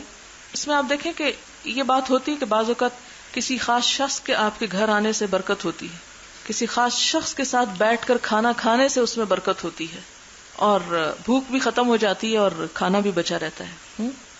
اور بعض اوقات آپ نے دیکھا ہوگا کہ گھر والے فکر کر رہے ہوتے کہ اتنے سارے لوگ آ رہے ہیں اور پتہ نہیں کیا ہوگا، لیکن جتنے بھی لوگ ہوں کھانا بھی بچ رہتا ہے اور سب تیر بھی ہو جاتے ہیں. تو یہ سب کچھ جو ہے مادی آنکھوں کو نظر نہ آنے والی چیزیں ہیں، لیکن یہ اللہ تعالیٰ کا فضل ہوتا ہے جو انہی کو نصیب ہوتا ہے جو اللہ پر بھروسہ کرتے ہیں. تھوڑ دلے، بے صبرے اور بخیل لوگوں کے لیے یہ چیزیں نہیں ہوا کرتی جو ناپ تول کا شکار رہتے ہیں. اس میں آپ نے دیکھا ہوگا کہ حضرت عائشہ رضی اللہ تعالیٰ عنہ کہتی ہیں کہ وہ جو تھے حضور صلی اللہ علیہ وسلم کی وفات کے بعد میں ان کو کھاتی رہتی تھی، جب میں نے ان کو ناپ لیا ختم ہو گئے. باب من استعاذ من الدین، جو قرض سے پناہ طلب کرے. حدثنا ابو الیمان اخبرنا شعیب عن الزہری وحدثنا اسماعیل قال حدثني اخی عن سلیمان عن محمد ابن ابی عتیق عن ابن شہاب عن عروۃ ان عائشہ رضی اللہ عنہا اخبرته ان رسول اللہ صلی اللہ علیہ وسلم کان یدعو فی الصلاۃ ویقول، نبی صلی اللہ علیہ وسلم نماز میں دعا مانگا کرتے تھے، اللہم انی اعوذ بک من المأثم والمغرم، کہ اے اللہ میں تیری پناہ چاہتا ہوں گناہ سے اور قرضے سے. مأثم اسم سے ہے اور مغرم غرامہ، قرضہ، تاوان. فقال قائل، تو کہنے والے نے کہا، ما اکثر ما تستعیذ یا رسول اللہ من المغرم، کتنا زیادہ ہے جو آپ قرضے سے پناہ مانگتے ہیں. قال ان الرجل اذا غرم حدث فكذب ووعد فاخلف، کہ انسان جب قرض دار ہو جاتا ہے تو بات کرتا ہے تو جھوٹ بولتا ہے اور وعدہ کرتا ہے تو خلاف کرتا ہے، کیونکہ وہ ادا نہیں کر پاتا تو پھر جو قرض خواہ ہے اس کو ٹالنے کے لیے غلط بیانی کرتا رہتا ہے. اس لیے اسے پناہ مانگنی چاہیے کہ بہت سے برائیوں کا دروازہ اس میں کھل جاتا. اور جیسا کہ آپ جانتے کہ جھوٹ اکبر الکبائر میں سے ہے اور شدت سے اس کی مذمت کی گئی. تو پھر انسان اپنی جان بخشی کرنے کے لیے بعض اوقات کیا ہوتا ہے، پتہ چلتا ہے کہ باہر وہ لینے آیا ہے تو کیا کرتے ہیں لوگ، بچوں کہتے اچھا بتا دو ہے ہی نہیں، یا اسی طرح کے اور بھی جھوٹ، اچھا کل دے دوں گا، پرسوں دے دوں گا، یہ فلاں سودا بکنے والا ہے، فلاں ڈیل ہونے والی ہے، اور اس طرح کی بے بنیاد باتیں جس سے دوسرے کو تسلی دیے رکھے، حالانکہ اس کی نیت میں کچھ بھی نہیں ہوتا ادا کرنے کا یا کر نہیں سکتا، اور اس سے عزت جانے کا بھی خطرہ ہوتا ہے. اور قرض کا ویسے مطلب ہوتا ہے نا کاٹنا، بلا ضرورت قرض کا لین دین جو ہے وہ تعلقات اور محبتوں کو کاٹ دیتا ہے. باب الصلاۃ علی من ترک دینا، نماز جنازہ پڑھنا جس کے اوپر قرض ہو، یعنی قرض دار پر جنازے کی نماز پڑھنا. یعنی یہ نہیں کہ قرضہ لینا کوئی جرم ہے یا قرضہ لینے سے انسان مجرم بن جاتا ہے، یہ ضرورت تو ہمیشہ سے رہی اور رہے گی اور ایسا ہوتا بھی رہے گا. لیکن اصل چیز جو ہے وہ کیا ہے کہ آپ صلی اللہ علیہ وسلم ابتدا میں نہیں پڑھا کرتے تھے تاکہ لوگ اس کی اہمیت کو سمجھیں، لیکن بعد میں آپ پڑھ بھی دیا کرتے تھے. اور اس کے لیے فرماتے یہ تھے جب فتوحات کثرت سے ہوئی، مسلمانوں کے پاس مال آیا تو آپ خود سے قرضہ اس کا ادا کر دیا کرتے تھے، اور بعض اوقات آپ کسی کا قرضہ ادا کرنے کے لیے خود اپنے اوپر قرض لے لیا کرتے تھے. حدثنا ابو الولید حدثنا شعبہ عن عدی بن ثابت عن ابی حازم عن ابی ہریرہ رضی اللہ عنہ عن النبی صلی اللہ علیہ وسلم قال، نبی صلی اللہ علیہ وسلم نے فرمایا، من ترک مالا، جس نے مال چھوڑا، فلورثتہ، تو وہ تو اس کے وارثوں کا ہے، وہ ہم نہیں لیں گے. ومن ترک کلن، اور جس نے بال بچے قرضہ چھوڑا، فالینا، تو وہ ہمارے ذمہ ہے. آپ سوچیں آپ کا احسان کہ جو مال چھوڑے گا مال ہم اس کے وارثوں میں ہی تقسیم کریں گے، لیکن جو قرضہ لے کے مرے گا تو اس کا قرضہ ہم ادا کر دیں گے اور اس کے بال بچوں کی کفالت بھی ہم کریں گے. حدثني عبداللہ بن محمد حدثنا ابو عامر حدثنا فلیح عن ہلال بن علی عن عبد الرحمن بن ابی امرۃ عن ابی ہریرہ رضی اللہ عنہ ان النبی صلی اللہ علیہ وسلم قال، ما من مؤمن الا وانا اولی به فی الدنیا والآخرہ، کوئی مومن ایسا نہیں مگر یہ کہ میں اس سے زیادہ قریب ہوں اس کے دنیا اور آخرت میں. یعنی کوئی مومن ایسا نہیں جس سے مجھ کو سب سے زیادہ نزدیک کا رشتہ نہ ہو. دنیا میں بھی والآخرہ، اور آخرت میں بھی. ظاہر آخرت میں بھی شفاعت کریں گے نا. پھر فرمایا اقرؤوا ان شئتم، کہ پڑھو اگر تم چاہو. النبی اولی بالمؤمنین من انفسہم، کہ نبی صلی اللہ علیہ وسلم زیادہ دوست ہیں مومنین کے ان کے اپنے نفسوں سے بھی بڑھ کر. کہ جتنی خیر خواہی کوئی شخص خود اپنے لیے کر سکتا ہے یا اس کے والدین اس کے لیے کر سکتے ہیں، نبی صلی اللہ علیہ وسلم اس سے بھی بڑھ کر اس کے لیے خیر خواہ ہیں. اب دیکھیں کہ ایک شخص نے اپنے اوپر ظلم کیا، قرض لے کر فوت ہو گیا، تو آپ صلی اللہ علیہ وسلم جب اس کی طرف سے قرضہ ادا کر رہے ہیں تو ظاہر ہے کہ وہ خود اس کے اپنے سے بھی بڑھ کر اس کے لیے خیر خواہ ہیں. فَأَيَّمَا مُؤْمِنٍ مَاتَ، تو جو مومن بھی فوت ہو جائے، وَتَرَكَ مَالًا، اور مال چھوڑ کے مرے، فَلْيَرِثْهُ عَصَبَتُهُ، تو چاہیے کہ وارث بن جائیں اس کے رشتہ دار، یعنی اس کے رشتہ دار اس کے وارث ہوں گے. من کانو، جو بھی کوئی ہوں، ومن ترک دینا، اور جو قرضہ چھوڑے، او دیاءن، یا بال بچے، فلیاتنی، چاہیے کہ وہ میرے پاس آئے، فانا مولاہ، تو میں اس کا مولا ہوں، اس کا والی ہوں، اس کا بندوبست کروں گا. پہلے ہم نے پڑھا کہ حضور صلی اللہ علیہ وسلم قرض دار کی نماز جنازہ پڑھانے سے انکار کر دیتے تھے، اور اب یہ آیا کہ آپ پڑھا دیتے تھے. تو اس میں میں نے بتایا کہ ایک عمل پہلے کا تھا اور ایک بعد کا. ابتدا کا عمل کیا تھا کہ آپ نہیں پڑھاتے تھے، اور کس لیے نہیں پڑھاتے تھے؟ تاکہ لوگوں کو اس کی ادائیگی کا شدت سے احساس ہو. بعد میں جب آپ صلی اللہ علیہ وسلم کے پاس بہت سے غنائم آ گئے اور لوگوں کے اندر ایمان کی بھی پختگی آ گئی، تو ایسے ضرورت مند جو اپنے جائز ضرورتوں کے لیے قرضہ لیا کرتے تھے، آپ ان کی جنازے کی نماز پڑھا کر ان کا قرضہ بھی ادا کرنے کا بندوبست کر دیتے تھے، جس سے معاشرے کے اندر دوسرے لوگوں کو بھی احساس دلایا گیا کہ ضرورت کے وقت دوسرے کی ضرورت کو پورا کیا جائے. اور دوسرا یہ احساس بھی کہ مقروض کی نماز جنازہ جائز ہے، ناجائز نہیں. کہ جیسے کسی کافر کی نہیں پڑھ سکتے تو آپ کہیں کہ مقروض کی بھی نہیں پڑھ سکتے. اگر آپ صلی اللہ علیہ وسلم کبھی بھی نہ پڑھتے تو اس سے ایک یہ حکم ثابت ہو جاتا جس کا ازالہ کیا گیا. باب مطل الغنی ظلم، غنی کا ٹال مٹول کرنا جو ہے وہ ظلم ہے. یعنی ایک شخص جو قرض ادا کر سکتا اور پھر نہ کرے، یہ بھی ظلم ہے. اور ایک مالدار شخص سے کوئی قرضہ لے لے اور پھر اس کے ساتھ لنگر آن کرتا رہے تو یہ بھی ظلم ہے. حدثنا مسدد حدثنا عبد الاعلی عن معمر عن حمام بن منبہ اخی وہب بن منبہ انہ سمع ابا ہریرہ رضی اللہ عنہ یقول، کہتے ہیں قال رسول اللہ صلی اللہ علیہ وسلم مطل الغنی ظلم، نبی صلی اللہ علیہ وسلم نے فرمایا مالدار کا قرض ادا کرنے میں دیر لگانا ظلم ہے. باب لصاحب الحق کی مقال، حق والے کے لیے یعنی جس شخص کا حق ہو اس کو بات کرنے کا حق ہے، یعنی جس سے قرض لیا گیا ہو، یعنی قرض خواہ قرض کا مطالبہ کر سکتا ہے، بول سکتا ہے. وَيُذْكَرُ عَنِ النَّبِيِّ صلی اللہ علیہ وسلم، اور نبی صلی اللہ علیہ وسلم سے ذکر کیا گیا، یعنی حدیث بیان کی گئی. یہاں پر علوم الحدیث کے حوالے سے تھوڑی سی بات کر لوں کہ آپ نے پڑھا ہوگا صیغہ تمریض سے روایت. صیغہ تمریض یہ ہوتا ہے کہ جس میں یہ نہ کہا ہو کہ قال النبی صلی اللہ علیہ وسلم، بلکہ یہ کہا یذکر عن النبی صلی اللہ علیہ وسلم. قالا کیا ہے کہ ڈائریکٹ واضح بات ہے کہ آپ نے فرمایا، لیکن یہ انداز مختلف ہے، مجہول انداز ہے. یذکر، آپ سے ذکر کیا جاتا ہے، آپ سے روایت کیا جاتا ہے، یہ کلیئر کٹ بات نہیں. یعنی اس میں راوی کے بارے میں زیادہ نہیں جانتے، یا سند اس درجے کی نہیں جس طرح کی سند جس میں قالا یا حدثنا کی بات ہوتی ہے. لی الواجد یحل اردہ وعقوبتہ، لی کا لفظ قرآن پاک میں بھی آپ نے پڑھا ہوگا، لیم بألسنتہم. لی ہوتا ہے زبان کو موڑ توڑ کے بات کرنا، ہیلا سازی کرنا. الواجد پانے والا یعنی مالدار مراد ہے.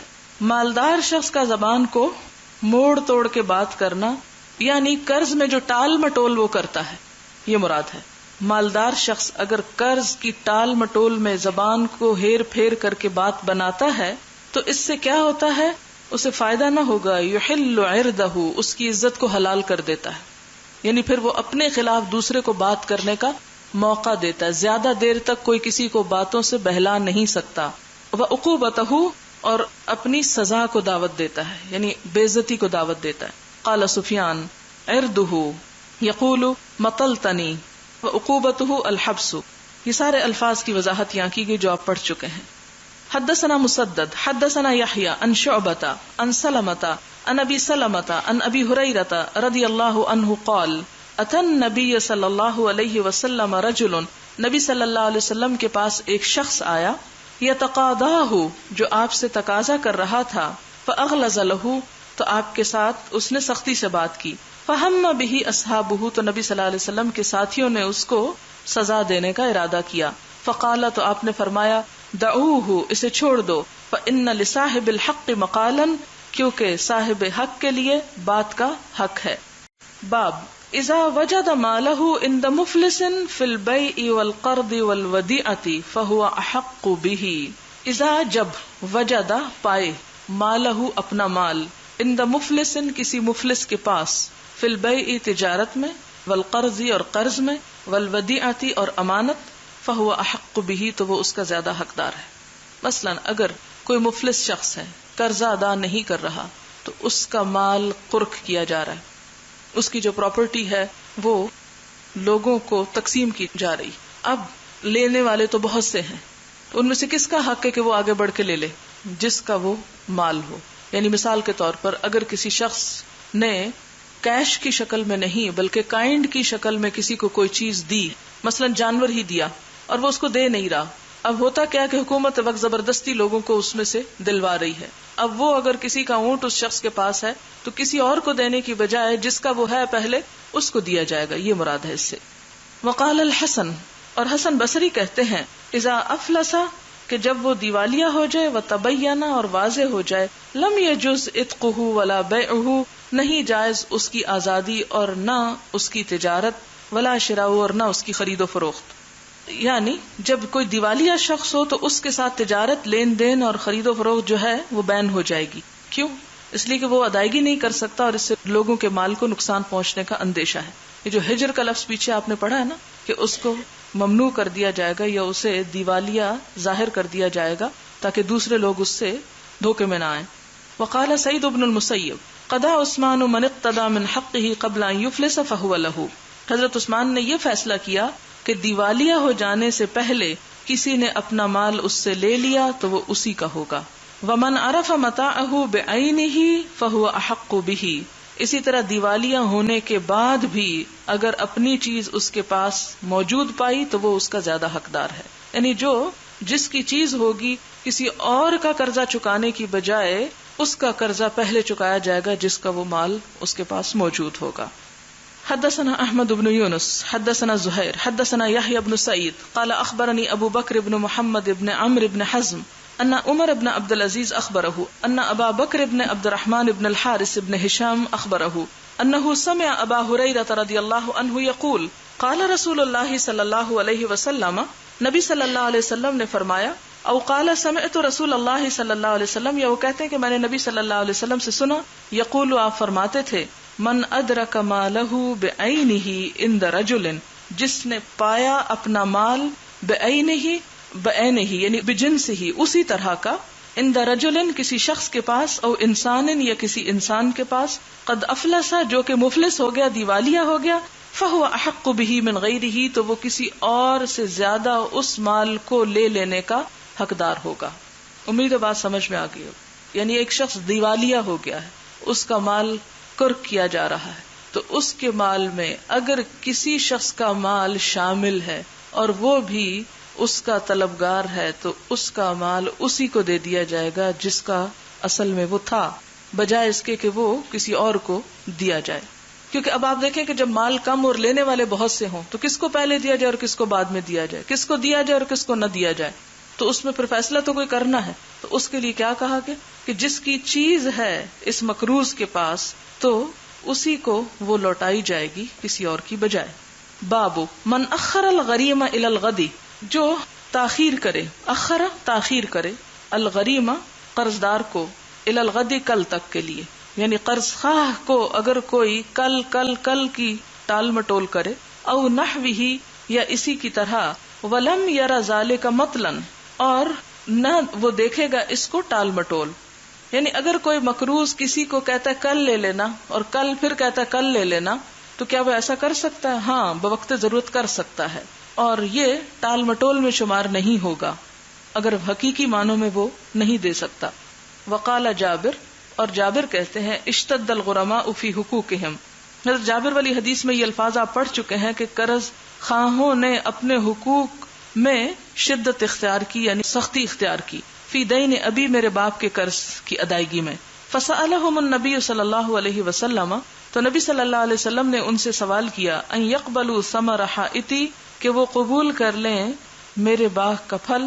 فابوا، تو انہوں نے انکار کیا. فلم یعطہم الحائط، تو ان کو وہ باغ نہ دیا. ولم یکسرہ لہم، اور نہ ان کو توڑنے دیا. قال ساغدو علیکم غدا، آپ نے فرمایا کہ میں کل صبح تمہارے پاس آؤں گا. فغدا علینا، تو آپ ہمارے پاس صبح تشریف لائے. حین اصبح، جب صبح ہوئی. فدعا فی ثمرھا بالبرکۃ فقضیتہم، تو آپ نے اس کے پھل میں برکت کی دعا کی، پھر میں نے ان کا قرضہ چکا دیا. تو اس میں آپ دیکھیں کہ ایک کے بعد ایک دن کی تاخیر بہرحال ہوئی. یعنی ٹال مٹول وہ گناہ ہے کہ جس میں انسان نہ دینے کا ارادہ کرتا ہو، کہ دوسرے کا مال ضائع کرنا چاہتا ہو، لیکن وہ ٹال مٹول جس میں انسان کے پاس کچھ نہ ہو اور دینے کا ارادہ بھی ہو، تو ایسی صورت میں وہ گناہگار نہیں ہوگا.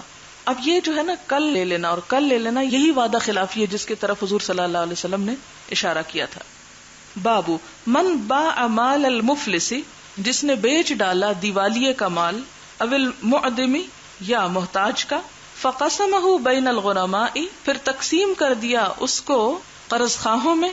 او اعطاہ، یا اسے دے دیا. حتی ينفق علی نفسہ، تاکہ وہ اپنی ذات پر خرچ کرے. تو کیا اس کی اجازت ہے؟ تو بالکل اس کی اجازت ہے. یعنی اگر کوئی شخص ویسے قرض نہیں دیتا تو اس کا مال بیچ کر بھی اس کا قرضہ دلوایا جا سکتا ہے، مثلا اس کی پراپرٹی یا زمین یا کوئی بھی چیز. حدثنا مسدد حدثنا یزید بن زرع حدثنا حسین المعلم حدثنا عطاء بن ابی رباح عن جابر بن عبد اللہ رضی اللہ عنہما قال اعتق رجل غلاما له عن دبر. یہ حدیث پہلے گزر چکی، جس کا مطلب یہ ہے کہ ایک شخص نے اپنے مرنے کے بعد اپنے غلام کو آزاد کرنے کا وعدہ کر لیا کہ میرے بعد تم آزاد ہو. یہ جو اندبر کا لفظ ہے نا، دبر کا مطلب یعنی میرے دنیا سے منہ موڑنے، پیٹ پھیرنے کے بعد. قال النبی صلی اللہ علیہ وسلم، تو نبی صلی اللہ علیہ وسلم نے فرمایا من یشتریہ منی، اسے کون مجھ سے خریدے گا. فاشتراہ نعیم بن عبد اللہ فاخذ ثمنہ فدفعہ الیہ. تو آپ صلی اللہ علیہ وسلم نے اس شخص کا وہ غلام آزاد نہ ہونے دیا بلکہ اس کو بیچ دیا. اور کس نے خریدا؟ نعیم بن عبد اللہ نے. آپ نے اس سے پیسے لیے. کس سے؟ نعیم بن عبد اللہ سے. اور اس پیسے کے ساتھ قرضہ ادا کر دیا. یعنی اس سے ایک اور بات پتہ چلتی ہے، اور وہ یہ کہ جب کوئی شخص فوت ہو جائے اور اس کے اوپر قرض ہو تو اس کا قرضہ وراثت کے تقسیم ہونے سے پہلے ادا کیا جائے گا، خاص سارا مال قرض کی ادائیگی ہی میں کیوں نہ چلا جائے. کیونکہ قرآن کے بھی الفاظ ہیں، بار بار آتا ہے من بعد وصیۃ توصون بہا او دین. پراپرٹی بیچ کر بھی قرضہ ادا کرنا درست ہے. یہاں یہ بتانا مقصود ہے کہ اگر ایک شخص نے مال تو نہیں چھوڑا، روپیہ پیسہ نہیں چھوڑا، لیکن سونا ہے، مثلا زمین ہے اس کے نام، کوئی گھر ہے، تو کیا اس کو بیچا جا سکتا ہے یا صرف روپے کی شکل میں ہی اس کا قرضہ ادا کیا جانا تھا؟ یعنی ایک جنس کو دوسری جنس کے بدلے میں بطور قرض کے ادا کیا جا سکتا ہے. تو یہ اس کے جواز کی طرف اشارہ کہ ایسا کیا جا سکتا ہے. باب اذا اقرضہ الی اجل مسمى او اجلہ فی البیع، جب قرض دے اس کو ایک وقت مقرر تک کے لیے، او اجلہ فی البیع، یا پھر بیع کرے ایک وقت مقرر کے ساتھ. یعنی کسی کو مال بطور قرض ایک وقت مقرر تک کے لیے دے، یا کوئی چیز خرید کر اس کی قیمت ایک وقت مقرر کے اندر ادا کرنے کی بات طے کر لے، جیسے ہمارے یہاں قسطوں پہ ہوتا ہے. وقال ابن عمر فی القرض، ابن عمر قرض کے بارے میں کہتے ہیں الی اجل، کہ اس کے لیے وقت مقرر کرنا لا بأس بہ، اس میں کوئی حرج نہیں. وَإِنْ أَعْطَى أَفْضَلَ مِنْ دَرَاهِمِهِ مَا لَمْ يَشْتَرِطْ، اگرچہ اس سے بہتر درہم دے جب تک کہ شرط نہ لگائی جائے، اگر شرط لگا دی گئی تو وہی سود ہو جائے گا پھر. وقال عطاء وعمر بن دینار هو إلى أجله في القرض، وہ اس کی وقت مقرر تک کے لیے ہے قرضے میں. وقال لیث حدثني جعفر بن ربيعة عن عبد الرحمن بن هرمز عن ابي هريرة رضي الله عنه عن رسول الله صلى الله عليه وسلم انه ذکر رجلا من بنی اسرائیل، بنی اسرائیل کے ایک شخص کا ذکر کیا گیا. سألا، جس نے سوال کیا تھا، بعض بنی اسرائیل، کسی دوسرے بنی اسرائیلی سے، ان یسلفہ، کہ اسے قرضہ دے، فدفعها الیہ الی اجل مسمى، تو اس نے اس کو ایک مقرر وقت تک کے لیے قرضہ دیا. فذکر الحدیث، اور پھر وہ ساری حدیث ذکر کی. مراد اس سے کیا ہے کہ قرضہ دیتے وقت ادائیگی کے لیے ٹائم پیریڈ مقرر کر لینا، اس سے کوئی فرق نہیں پڑتا، اس کی اجازت ہے. اس کی مدت کے مقرر کرنے سے کوئی سود لازم نہیں آتا. ہاں اگر اس پر مزید نفع مقرر کر لیا جائے تو وہ فکس کرنا جو ہے وہ پھر سود میں شمار ہوگا، یعنی وہ زائد مقرر طے شدہ رقم. لیکن صرف مدت کا تعین کوئی گناہ کی بات نہیں ہے، بلکہ زیادہ بہتر بات ہے تاکہ دینے والا اور لینے والا دونوں کو معلوم ہو کہ یہ معاملہ کب تک کے لیے طے پایا ہے.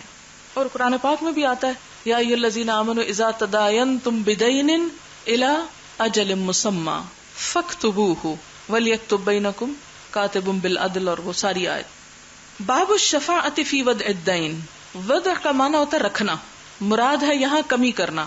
قرضے کے کمی کرنے کے بارے میں سفارش کرنا کسی سے، کہ دوسرا کسی کی سفارش کر دے کہ تم اس کا قرضہ آدھا کر دو یا معاف کر دو، تو کیا ایسی سفارش ظلم کی سفارش ہوگی یا نیکی کی سفارش ہوگی؟ کیونکہ سفارش کے بارے میں آپ قرآن پاک میں پڑھ چکے ہیں نا کہ من یشفع شفاعۃ حسنۃ یکن لہ نصیب منہا ومن یشفع شفاعۃ سیئۃ یکن لہ کفل منہا. اب اگر کوئی شخص کسی سے سفارش کرتا ہے کہ اس کا قرضہ معاف کر دیا جائے تو یہ کون سی سفارش ہوگی، حسنہ یا سیئہ؟ ایک کے حق میں تو حسنہ بن ہی رہی ہے، لیکن دوسرے کے حق میں وہ سیئہ ہے. کرنے والے کے کھاتے میں کیا لکھی جائے گی؟ جس نیت سے وہ کر رہا ہے. اگر اس نیت سے کر رہا ہے کہ ایک مظلوم اور غریب شخص کو فائدہ پہنچائے تو یہ ایک ثواب کا کام ہوگا. لیکن اگر کوئی شخص کسی کا مال ضائع کرانے کے لیے یا کسی کو نقصان پہنچانے کے لیے ایسی شفاعت کر رہا ہے تو نیت کے مطابق اس کو صلہ اور اجر ملے گا. لیکن یہاں مراد یہی ہے کہ شفاعت حسنہ ہی شمار ہوگی، اور خود نبی صلی اللہ علیہ وسلم نے ایسا کیا. حدثنا موسیٰ حدثنا ابو عوانہ عن مغیرۃ عن عامر عن جابر رضی اللہ عنہ قال اصیب عبداللہ وترک عیالا ودینا. عبداللہ شہید ہوئے، یہ جابر کے والد ہیں. آپ کو معلوم ہے نا جابر کا پورا نام کیا ہے؟ حضرت جابر بن عبداللہ. کہتے ہیں عبداللہ شہید ہو گئے، وترک عیالا ودینا، پیچھے بال بچے بھی خوب چھوڑ گئے اور قرضہ بھی چھوڑ گئے. آپ کو معلوم ان کی 8-9 بہنیں تھیں جس کی وجہ سے انہوں نے عمر رسیدہ عورت سے شادی کی تھی. فطلبت الی اصحاب الدین، تو میں نے قرض خواہوں سے مطالبہ کیا کس چیز کا؟ ان یدعوا، کہ وہ کمی کر دیں، بعضا من دینہ، عبداللہ کے قرضے میں سے کچھ، یعنی کچھ قرضہ کم کر دیں. فابوا، تو انہوں نے انکار کیا. تو پہلی بات یہ ہے کہ قرض معاف کرانے یا کم کرانے کا مطالبہ بھی جائز ہے. فاتیت النبی صلی اللہ علیہ وسلم، تو میں نبی صلی اللہ علیہ وسلم کے پاس آیا.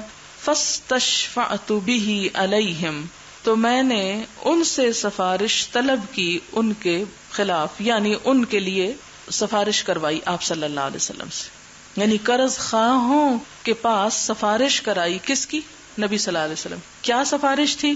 کہ وہ قرضہ کم کر دیں. فابوا، انہوں نے یہ بھی انکار کیا. یعنی پہلے جابر نے خود مطالبہ کیا، نہیں مانے تو حضور صلی اللہ علیہ وسلم سے سفارش کرائی، وہ پھر بھی نہ مانے. فقال، تو آپ نے فرمایا صنف تمرک، قسم قسم کر لو. صنف الگ الگ کر لو، اصناف ہوتی ہے نا، اصناف و انواع، الگ الگ کر لو. تمرک، اپنی کھجور، کل شیء منہ، ان میں سے ہر چیز، علیحدہ ہی، علیحدہ علیحدہ، یعنی جتنی بھی کھجوریں تمہاری ہیں ان سب کو پیچھے توڑنے کا ذکر ہے نا. اب توڑ کے ایک اور سٹیپ آگے کی بات کی گئی کہ ان کی اقسام الگ کر لو، ہر قسم کا میوہ الگ الگ کر لو. ازقہ ابن زید علیحدہ، یہ کھجور کا نام ہے، ازقہ ابن زید کو الگ کر لو. واللین علیحدہ، اور لین کو علیحدہ. والعجوہ علیحدہ، اور عجوہ کو علیحدہ. ان میں سے یہ تیسرا نام تو آپ کو آتا ہی ہوگا. ثم احضرہم، پھر ان کو حاضر کر لو. کن کو؟ قرض خواہوں کو. حتی آتی کا، یہاں تک کہ میں تیرے پاس آؤں. ففعلت، تو میں نے ایسا ہی کیا. ثم جاء علیہ السلام، پھر نبی صلی اللہ علیہ وسلم تشریف لائے. فقعد علیہ، تو آپ اس پر یعنی کھجور پر بیٹھے.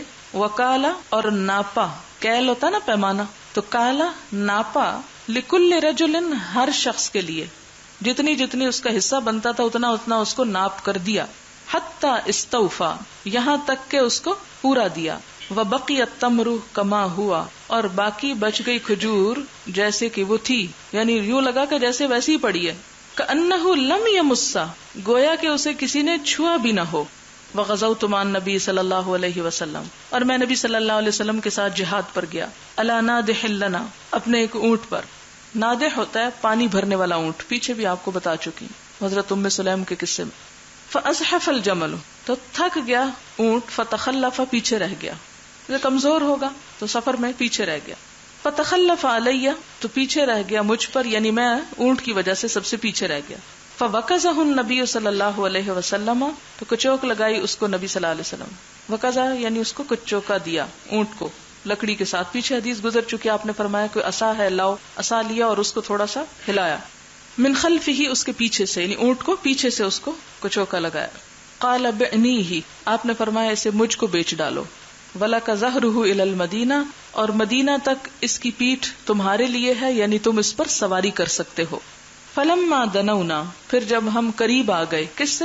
مدینہ کے، استأذنت، تو میں نے آپ سے اجازت مانگی، یعنی گھر جانے کی، کیوں اجازت اس لیے مانگی نا کہ اونٹ جو آپ کا تھا کہ مدینہ تو آ گیا، اب میں گھر تک بھی چلا جاؤں یا آپ کو ابھی اونٹ دے دوں، فقلت یا رسول اللہ، میں نے کہا اللہ کے رسول صلی اللہ علیہ وسلم، انی حدیث عہد بعرس، کہ میری نئی نئی شادی ہوئی ہے، یہاں تو کوئی ہوتا تو وہ جہاد پر ہی نہ جاتا، کیونکہ بہت ساری لڑکیاں اچھی بھلی ہوتی ہیں، شادی کر لیتی ہیں تو پھر ایسی چھٹی کرتی ہیں، غائب ہوتی ہیں اور سمجھتے ہیں کہ شاید دنیا کی ہر ذمہ داری ان سے معاف ہو گئی اور سارے حقوق اللہ رسول بندوں کے ساقط ہو گئے کیونکہ شادی ہو گئی، بہت بڑا عذر بنا لیتے ہیں ہم شادی کو۔ ظاہر ہے کہ ہر معاملہ دونوں فریقوں سے ہی بہتر طور پر بہتر ہوتا ہے، لیکن اب دوسرا اگر جانتا نہیں تو کم از کم جو جانتا ہے وہ تو جان مارے، وہ تو جد و جہد کرے، وہ تو کوشش کرے۔ میں نہیں کہتی کہ وہ ضرور گھر سے ہی نکل کر جد و جہد کرے، گھر میں رہتے ہوئے بھی بہت کچھ کیا جا سکتا ہے، لیکن افسوس کے ساتھ کہنا پڑتا ہے کہ بعض اوقات یا بسا اوقات لوگ پہلے سے بھی پیچھے چلے جاتے ہیں اور شادی کو ایک ایسا عذر بنا لیتے ہیں کہ جس کے بعد وہی بات کہ ہر حرام بھی حلال کر لیتے ہیں اب، اور یہ سوچتے ہیں شادی ہے نا۔ عموماً آپ دیکھیں کہ دلہن اگر نماز پڑھے تو بڑی حیرت سے دیکھا جاتا ہے دلہن ہو کے نماز پڑھتے، حالانکہ اللہ کا حق جو ہے وہ کسی وقت بھی انسان کو معاف نہیں ہے۔ اور بہت سی اور چیزوں میں کہ جی شوہر نہیں چاہتے اور شوہر نہیں چاہتے، شوہر بیچارے کو بلا وجہ بدنام کیا جاتا ہے، حالانکہ بہت سی چیزیں شوہر چاہتے بھی ہوتے ہیں لیکن خواتین نہیں چاہتی۔ تو ہمیشہ یہ دیکھنا چاہیے کہ کسی بھی معاملے میں ہم اللہ کو کیا جواب دیں گے، کیا واقعی وہ عذر اور بہانہ ہمارے لیے قابل قبول ہوگا کہ ہم شادی کے بعد دین کی ساری حدیں توڑ دیں۔ عموماً آپ دیکھیں کہ دیندار گھرانوں کی لڑکیاں ہوتی ہیں، شادی کے بعد سب حجاب خیر بات کہہ دیتی ہیں، کہ شوہر کی ایک پروٹیکشن مل جاتی ہے، پھر ہر غلط کام جو ہے وہ جائز ہونے لگتا ہے، اور اسی طرح ہمارے ہاں بہت سی خرابیاں عام ہوئی ہیں۔ بہرحال یہ تو ایک پتہ نہیں کہاں بات نکل گئی۔ کہتے ہیں کہ قال صلی اللہ علیہ وسلم، تو نبی صلی اللہ علیہ وسلم نے فرمایا، فما تزوجتا، کس سے شادی کی تم نے، بکرن او سیبن، کماری ہے یا بیوہ؟ قلت سیبن، میں نے کہا بیوہ۔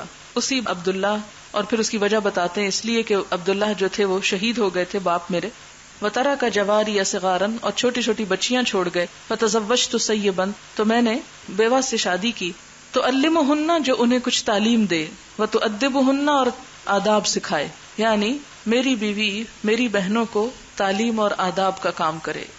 یہ آپ دیکھیں یہاں ایک بہو کا کام صرف یہ ذمہ داری نہیں کہ وہ ایک دلہن بن کے اس گھر میں سج بن کے صرف بیٹھی رہے، یہ صرف اپنے بیڈ روم کی حد تک اپنی ذمہ داری سمجھے، نہیں، سسرال والوں کی تعلیم و تربیت اور ادب سکھانا بھی اس کی اخلاقی ذمہ داریوں میں شامل ہے۔ کیونکہ آپ صلی اللہ علیہ وسلم کے سامنے یہ بات کی گئی اور آپ نے اس پر یہ نہیں کہا کہ جی یہ اس کا کوئی حق نہیں ہے اور اس کی کوئی چٹی پڑی ہے کہ وہ یہ کام کرے، عورت کو کوئی ذمہ داری نہیں، وہ تو آزاد ہے۔ اور اس سے یہ بات بھی پتہ چلتی ہے کہ وہ کہتے ہیں نا کہ سسرال کے حقوق کہاں سے پتہ چلیں گے، کوئی کتاب وغیرہ بتائیں، وہ سوال کیا گیا تھا، تو اس میں یہ ہے کہ یہ بھی ان حقوق میں سے ایک حق پتہ چلتا ہے۔ یہاں یہ انہی کے حقوق میں سے ایک حق کی بات ہے کہ ان کی تعلیم و تادیب جو ہے وہ بھی فرض بنتا ہے۔ ثم قال ائت اہلک، پھر آپ نے کیا فرمایا، اہل سے مراد یہاں بیوی ہے، جاؤ اپنی بیوی کے پاس، فقدمت، تو میں آیا، فاخبرت خالی، میں نے اپنے ماموں کو خبر دی، ببیع الجمل، اونٹ بیچنے کی، فلامنی، تو اس نے مجھے ملامت کی، کیوں بیچا؟ اس کی 2-3 وجوہات بتائی جاتی ہیں۔ ایک تو یہ کہا جاتا ہے کہ ان کے ماموں کا نام تھا جد ابن قیس، جو ایک منافق تھا، ورنہ حضور کے ساتھ کوئی سودا کرے اور کسی مومن کو یہ خیال بھی آئے کہ کیوں بیچا حضور کو، ظاہر ہے کہ اللہ کے رسول صلی اللہ علیہ وسلم کی محبت ہر صاحب ایمان کے دل میں اتنی ہے کہ کوئی آپ کے کسی مطالبے پر اف تک نہیں کہہ سکتا۔ تو اگر کسی نے ملامت کی کہ حضور کو کیوں بیچ ڈالا، تو یہ منافقت کی علامت تھی۔ اور بعضوں نے کہا کہ یہ چونکہ ان کے پاس ایک ہی اونٹ تھا اور وہ نادخ بھی تھا، یاد ہے پیچھے پانی ڈھونے والا، کہ اب کیا کرو گے، وہ بیچ ڈالا تو پانی کس سے بھرو گے، اس لیے ملامت کی۔ فاخبرته باعیاء الجمل، تو میں نے ماموں کو بتایا کہ اونٹ نے مجھے تھکا دیا تھا، اعیاء عاجز کر دیا، وبالذی کان من النبی صلی اللہ علیہ وسلم، اور جو کچھ نبی صلی اللہ علیہ وسلم نے کیا، ووقظہ، اور آپ کا کچوکا مارنا، ایاہ، اس اونٹ کو۔ فلما قدم النبی صلی اللہ علیہ وسلم، پھر جب نبی صلی اللہ علیہ وسلم تشریف لائے، کہاں؟ مدینہ، غدوت الیہ، تو میں صبح سویرے آپ کے پاس آیا، بالجمل، اونٹ کے ساتھ، فاعطانی ثمن الجمل، تو آپ نے مجھے اونٹ کی قیمت بھی دی، والجمل وسہمی مع القوم، اور اونٹ بھی دیا، اور مجاہدین کے ساتھ جو میرا حصہ تھا مال غنیمت میں وہ بھی دیا، یعنی وہ جو ماموں نے ملامت کی تھی اس کا جواب بھی مل گیا کہ اونٹ کیوں دے دیا۔ تو یہاں کیا ہوا کہ نبی صلی اللہ علیہ وسلم نے ان کے اونٹ کی قیمت بھی دی اور اونٹ بھی دیا، اور اس کے علاوہ مال غنیمت کا حصہ بھی دیا۔ تو اللہ کے رسول صلی اللہ علیہ وسلم سے سودا کر کے کوئی خسارے میں بھلا کیسے ہو سکتا ہے؟ اسی لیے آپ کی محبت میں اور آپ کے لائے ہوئے دین پر کچھ بھی خرچ کرنا کبھی بھی انسان کے لیے باعث نقصان نہیں ہو سکتا۔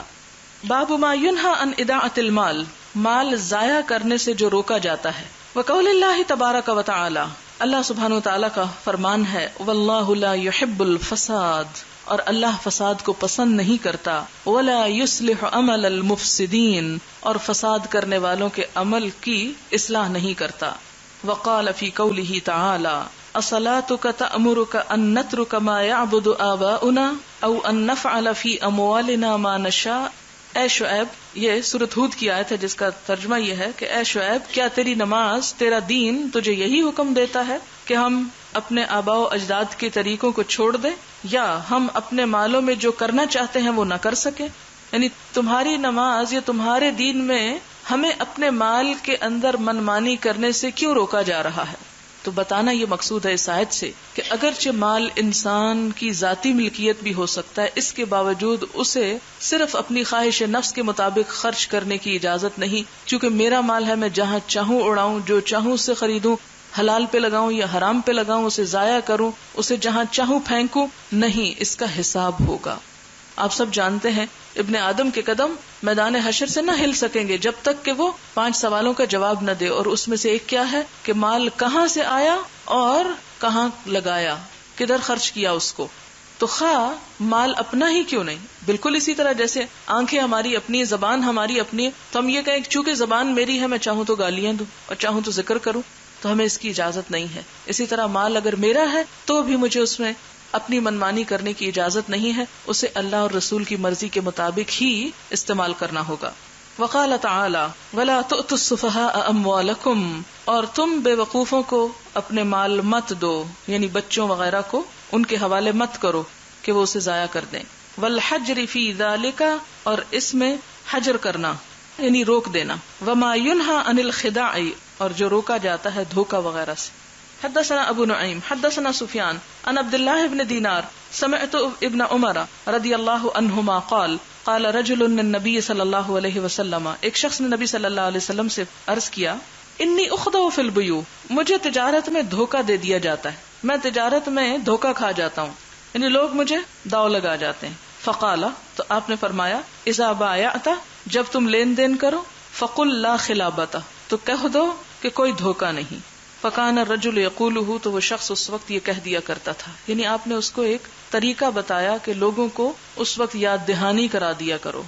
حدثني عثمان حدثنا جرير عن منصور عن الشعبي عن براد مولى المغيرة بن شعبة عن المغيرة بن شعبة قال قال النبي صلى الله عليه وسلم، نبی صلی اللہ علیہ وسلم نے فرمایا، ان اللہ حرم علیکم، یقیناً اللہ تعالیٰ نے حرام کیا تم پر، کس چیز کو؟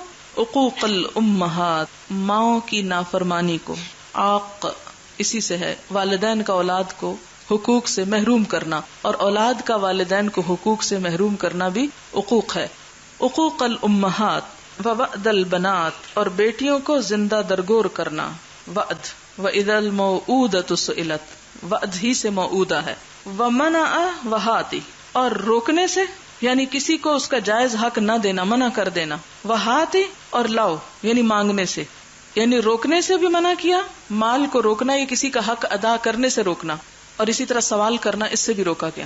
بہت جامع 2 لفظ ہے، منع وہات۔ منع کا کیا مطلب؟ منع کرنا۔ وہ آپ آیت پڑھ چکے نا، الذین یبخلون ویأمرون الناس بالبخل، جو خود بھی بخل کرتے ہیں اور دوسروں کو بھی کہتے ہیں بخل کرو۔ تو یہ منع وہی ہے کہ دوسروں کو بخل کا حکم دینا۔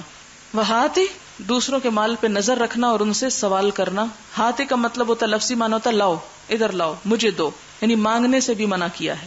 وَكَرِهَ لَكُمْ، اور ناپسند کیا تمہارے لیے کس چیز کو؟ قیل وقال، قیل و قال، بحث مباحثے کو. وکثرت السؤال، اور بہت زیادہ سوال کرنے کو. واضاعت المال، اور مال ضائع کرنے کو. اب آپ دیکھیں کہ ایک سوال پسندیدہ ہوتا ہے اور وہ سوال ہوتا ہے جو حق کی طلب میں انسان کرے، اور ایک سوال ناپسندیدہ ہے جو بنی اسرائیل کی قسم میں سے ہو کہ ان البقرہ تشابہ علینا ما لونہا، اور اس قسم کے سوال کہ اس کا رنگ کیسا اور عمر کتنی ہو، اور اس چیز کو ناپسند کیا گیا. اور اسی طرح بلا ضرورت صرف اپنی قابلیت جتانے کے لیے سوال کرتے رہنا وہ بھی منع ہے، کہ اب اور کوئی بات نہیں تو کوئی تو سوال کریں کہ جس سے پتا چلے کہ ہم بہت غور و فکر کرنے والے فلسفی قسم کے لوگ ہیں. یعنی بغیر ضرورت کوئی بھی چیز کرنا جو ہے وہ منع ہے. ضرورت کے ساتھ بہت سارے سوال بھی جائز ہیں لیکن بلا ضرورت نہیں جائز. پھر اسی طرح اور کس سے منع کیا گیا؟ وَإِضَاعَةِ الْمَالِ، مال ضائع کرنے سے.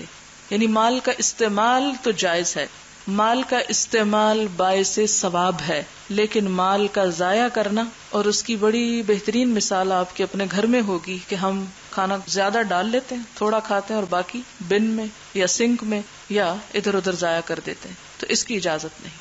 اس میں حد الوسع. یہاں تک آپ نے دیکھا ہوگا کہ اسلام نے کیا سکھایا کہ اگر ہاتھ سے کھانا کھا رہے ہیں اور کھانا ہاتھوں کو لگ جاتا ہے تو اس کو بھی کیا کرو؟ چاٹ لو، کہ اس کو بھی ضائع نہ کرو. اسی طرح برتنوں میں جو کھانا لگ جاتا ہے یا بچ جاتا ہے تو کوشش کریں کہ چمچ سے یا ہاتھ سے کسی بھی چیز سے اس کو اتار لیا جائے تاکہ کسی کے بھی کام آ جائے. اسی طرح بہت سی چیزیں اگر آپ خود نہیں کھا سکتے کسی کو دے دیں. اگر کوئی کھانے والا نہیں ملتا تو ایٹ لیسٹ جانوروں کو، چڑیوں کو، پرندوں کو ہی ڈال دیں، باہر رکھ دیں، اللہ کی کوئی بھی مخلوق کھا جائے گی. لیکن بن میں پھینک کر اس کو ضائع کرنا جو ہے یہ محاسبے والی بات ہے، اس پہ پوچھ ہوگی. کیونکہ بہت سے لوگ ایسے ہیں کہ جن کو کھانے کو نہیں ملتا. تو آپ دیکھیں کہ ایک گندم کا دانہ بننے میں کتنے مرحلوں سے گزرتا ہے، اس پر کتنی انرجی لگتی ہے، کتنے وسائل استعمال ہوتے ہیں، دھوپ، پانی، زمین کی مٹی، فضا، یہ ساری چیزیں ایک دوسرے سے کوآرڈینیٹ کرتی ہیں، پھر جا کر وہ نکلتا ہے. اور ہم انسان اسے لے کر، اسے پیس کر کچھ بہا دیں اور کچھ استعمال کر لیں اور کچھ جلا کے پھینک دیں اور کچھ کھائے بغیر اس کو ویسٹ کر دیں، تو یہ اسراف میں شامل ہوتا ہے جو نہیں ہونا چاہیے.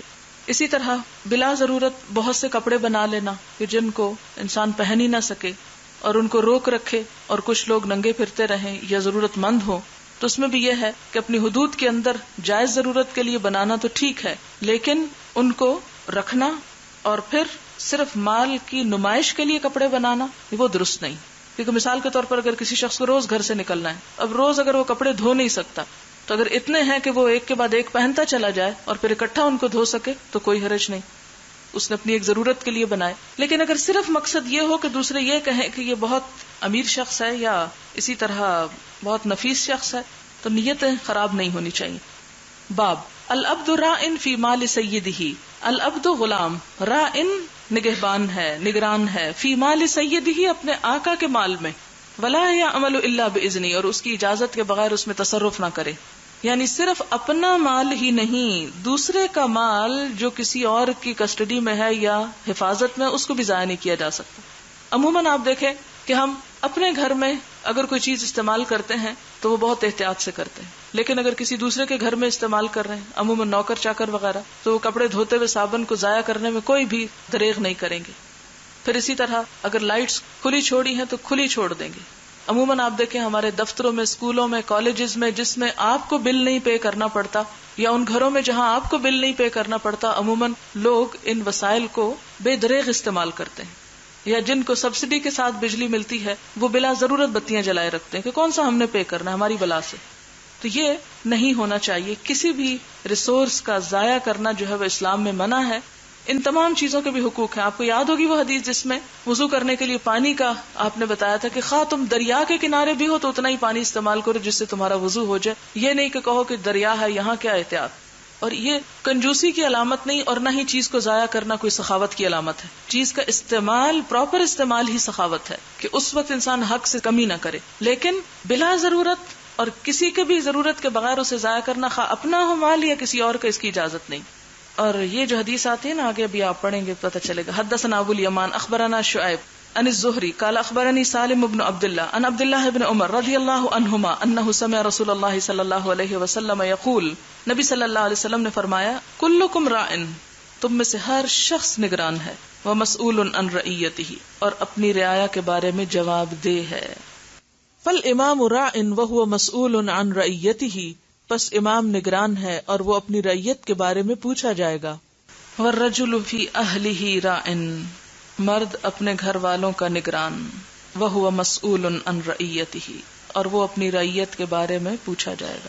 عورتوں کو قوام بننے کا بڑا شوق ہے، لیکن اگر یہاں مرد کی جو قوام بن کر ذمہ داری ہے، یا ایھا الذین آمنوا قوا انفسکم واہلیکم نارا، تو سب نیچے اتر آئیں، لیکن وہ آیت سامنے جو نہیں ہوتی۔ والمرأة فی بیت زوجہا راعیۃ، عورت کی ذمہ داری ہے لیکن اس مرد کے مقابلے میں کم ہے۔ عورت اپنے شوہر کے گھر میں نگران ہے کہ اس کی چیزیں وغیرہ ضائع نہ ہونے دے، اس کے مال کو ضائع نہ کرے، اس کو بیکار کاموں میں صرف نہ کرے، کیونکہ عموماً کیا ہوتا ہے کہ شوہر بیچارے تو محنت سے کما کر بیویوں کے ہاتھ میں لا کے پیسہ رکھ دیتے ہیں، پھر وہ اپنی مرضی سے اس کو استعمال کرتے ہیں، تو اس کے استعمال میں بھی احتیاط، یہ نہیں سوچنا چاہیے کہ مجھے اس میں کمانے میں کیا تکلیف اٹھانی پڑی ہے اس لیے میں جو چاہوں کروں۔ وہی مسئولۃ عن رعیتہا، اور اس سے اس کی رعیت کے بارے میں سوال ہوگا کہ ان وسائل کو کس طرح، کہاں، کس جگہ استعمال کیا، حق کے ساتھ یا ناحق۔ اور اس میں بھی وہی بات آتی ہے نا کہ مال اپنا نہیں شوہر کا ہے، تو اس لیے ضائع کر دینا کہ شوہر کا ہے، جتنا استعمال کریں گے اتنا ہی ملے گا۔ وہ جس طرح آتا ہے نا کہ لا تأکلوہا اسرافا وبدارا ان یکبروا، کہ یتیم کا مال اس لیے جلدی جلدی اور زیادہ زیادہ استعمال ہو کہ بڑے ہو کے مطالبہ نہ کریں، تو اسی طرح شوہر سے بھی کہ جتنا بھی لگا دیں ورنہ جو بچ جائیں گے وہ تو واپس چلے جائیں گے، تو کیا فائدہ، اس لیے اپنی حسرت پوری کر لیں، تو یہ بھی نہیں ہونا چاہیے۔ بل خادم فی مال سیدہ راعن، اور خادم، نوکر، غلام اپنے مالک کے مال میں کیا ہے، نگران، وہو مسئول عن رعیتہ، اور وہ اپنی رعیت کے بارے میں جواب دہ ہے۔ اس کی رعیت کیا ہے؟ مثلاً وہ کچن میں کام کرتا ہے تو کچن اس کی رعیت ہے، اس میں رعیت میں انسان ہی ضروری طور پر نہیں شامل ہوتے، وہ تمام چیزیں جن پر انسان کو تصرف کا اختیار ہے۔ قال فسمعت هؤلاء من رسول اللہ صلی اللہ علیہ وسلم، کہتے کہ میں نے یہ باتیں حضور صلی اللہ علیہ وسلم سے سنی، واحسب النبی صلی اللہ علیہ وسلم قال، اور میں سمجھتا ہوں کہ آپ صلی اللہ علیہ وسلم نے یہ بھی فرمایا، والرجل فی مال ابیہ راعن، اور ایک شخص اپنے باپ کے مال میں بھی نگران ہوتا ہے، یعنی بعض اوقات بزنس میں بچے والدین کے مددگار ہوتے ہیں تو انہیں اس کی نگرانی بھی ضروری ہے۔ وہ مسئول عن رعیتہ، اور وہ اس کی رعیت یعنی اپنی تصرف کی چیزوں کے بارے میں پوچھے جائیں گے۔ اسی طرح آپ دیکھیں کہ بعض اوقات دفاتر میں بیٹھ کر لوگ کاغذ کا بے دریغ استعمال کرتے ہیں، پین وغیرہ کا، اور اسٹیشنری جو آفس کی ہوتی ہے یا جو بھی چیزیں آفس کی ضرورت کی ہوتی ہے، یا ایون ٹیلی فون، آپ دیکھیں کہ لوگ گھر سے ٹیلی فون نہیں کریں گے، آفس کا یوز کرنے کی کوشش کریں گے تاکہ اپنا بل بچا سکیں، تو یہ بھی اسی چیز میں آ جاتا ہے کہ اس کے بارے میں بھی پوچھ ہوگی۔ فَكُلُّكُمْ رَاعٍ، تو تم میں سے ہر ایک نگران ہے، وَكُلُّكُمْ مَسْئُولٌ عَنْ رَعِيَّتِهِ، اور ہر ایک سے اس کی رعایا کے بارے میں سوال کیا جائے گا، پوچھا جائے گا۔ وآخر دعوانا ان الحمد للہ رب العالمین۔ سبحانک اللہم وبحمدک، نشہد ان لا الہ الا انت، نستغفرک ونتوب الیک۔ والسلام علیکم ورحمۃ اللہ وبرکاتہ۔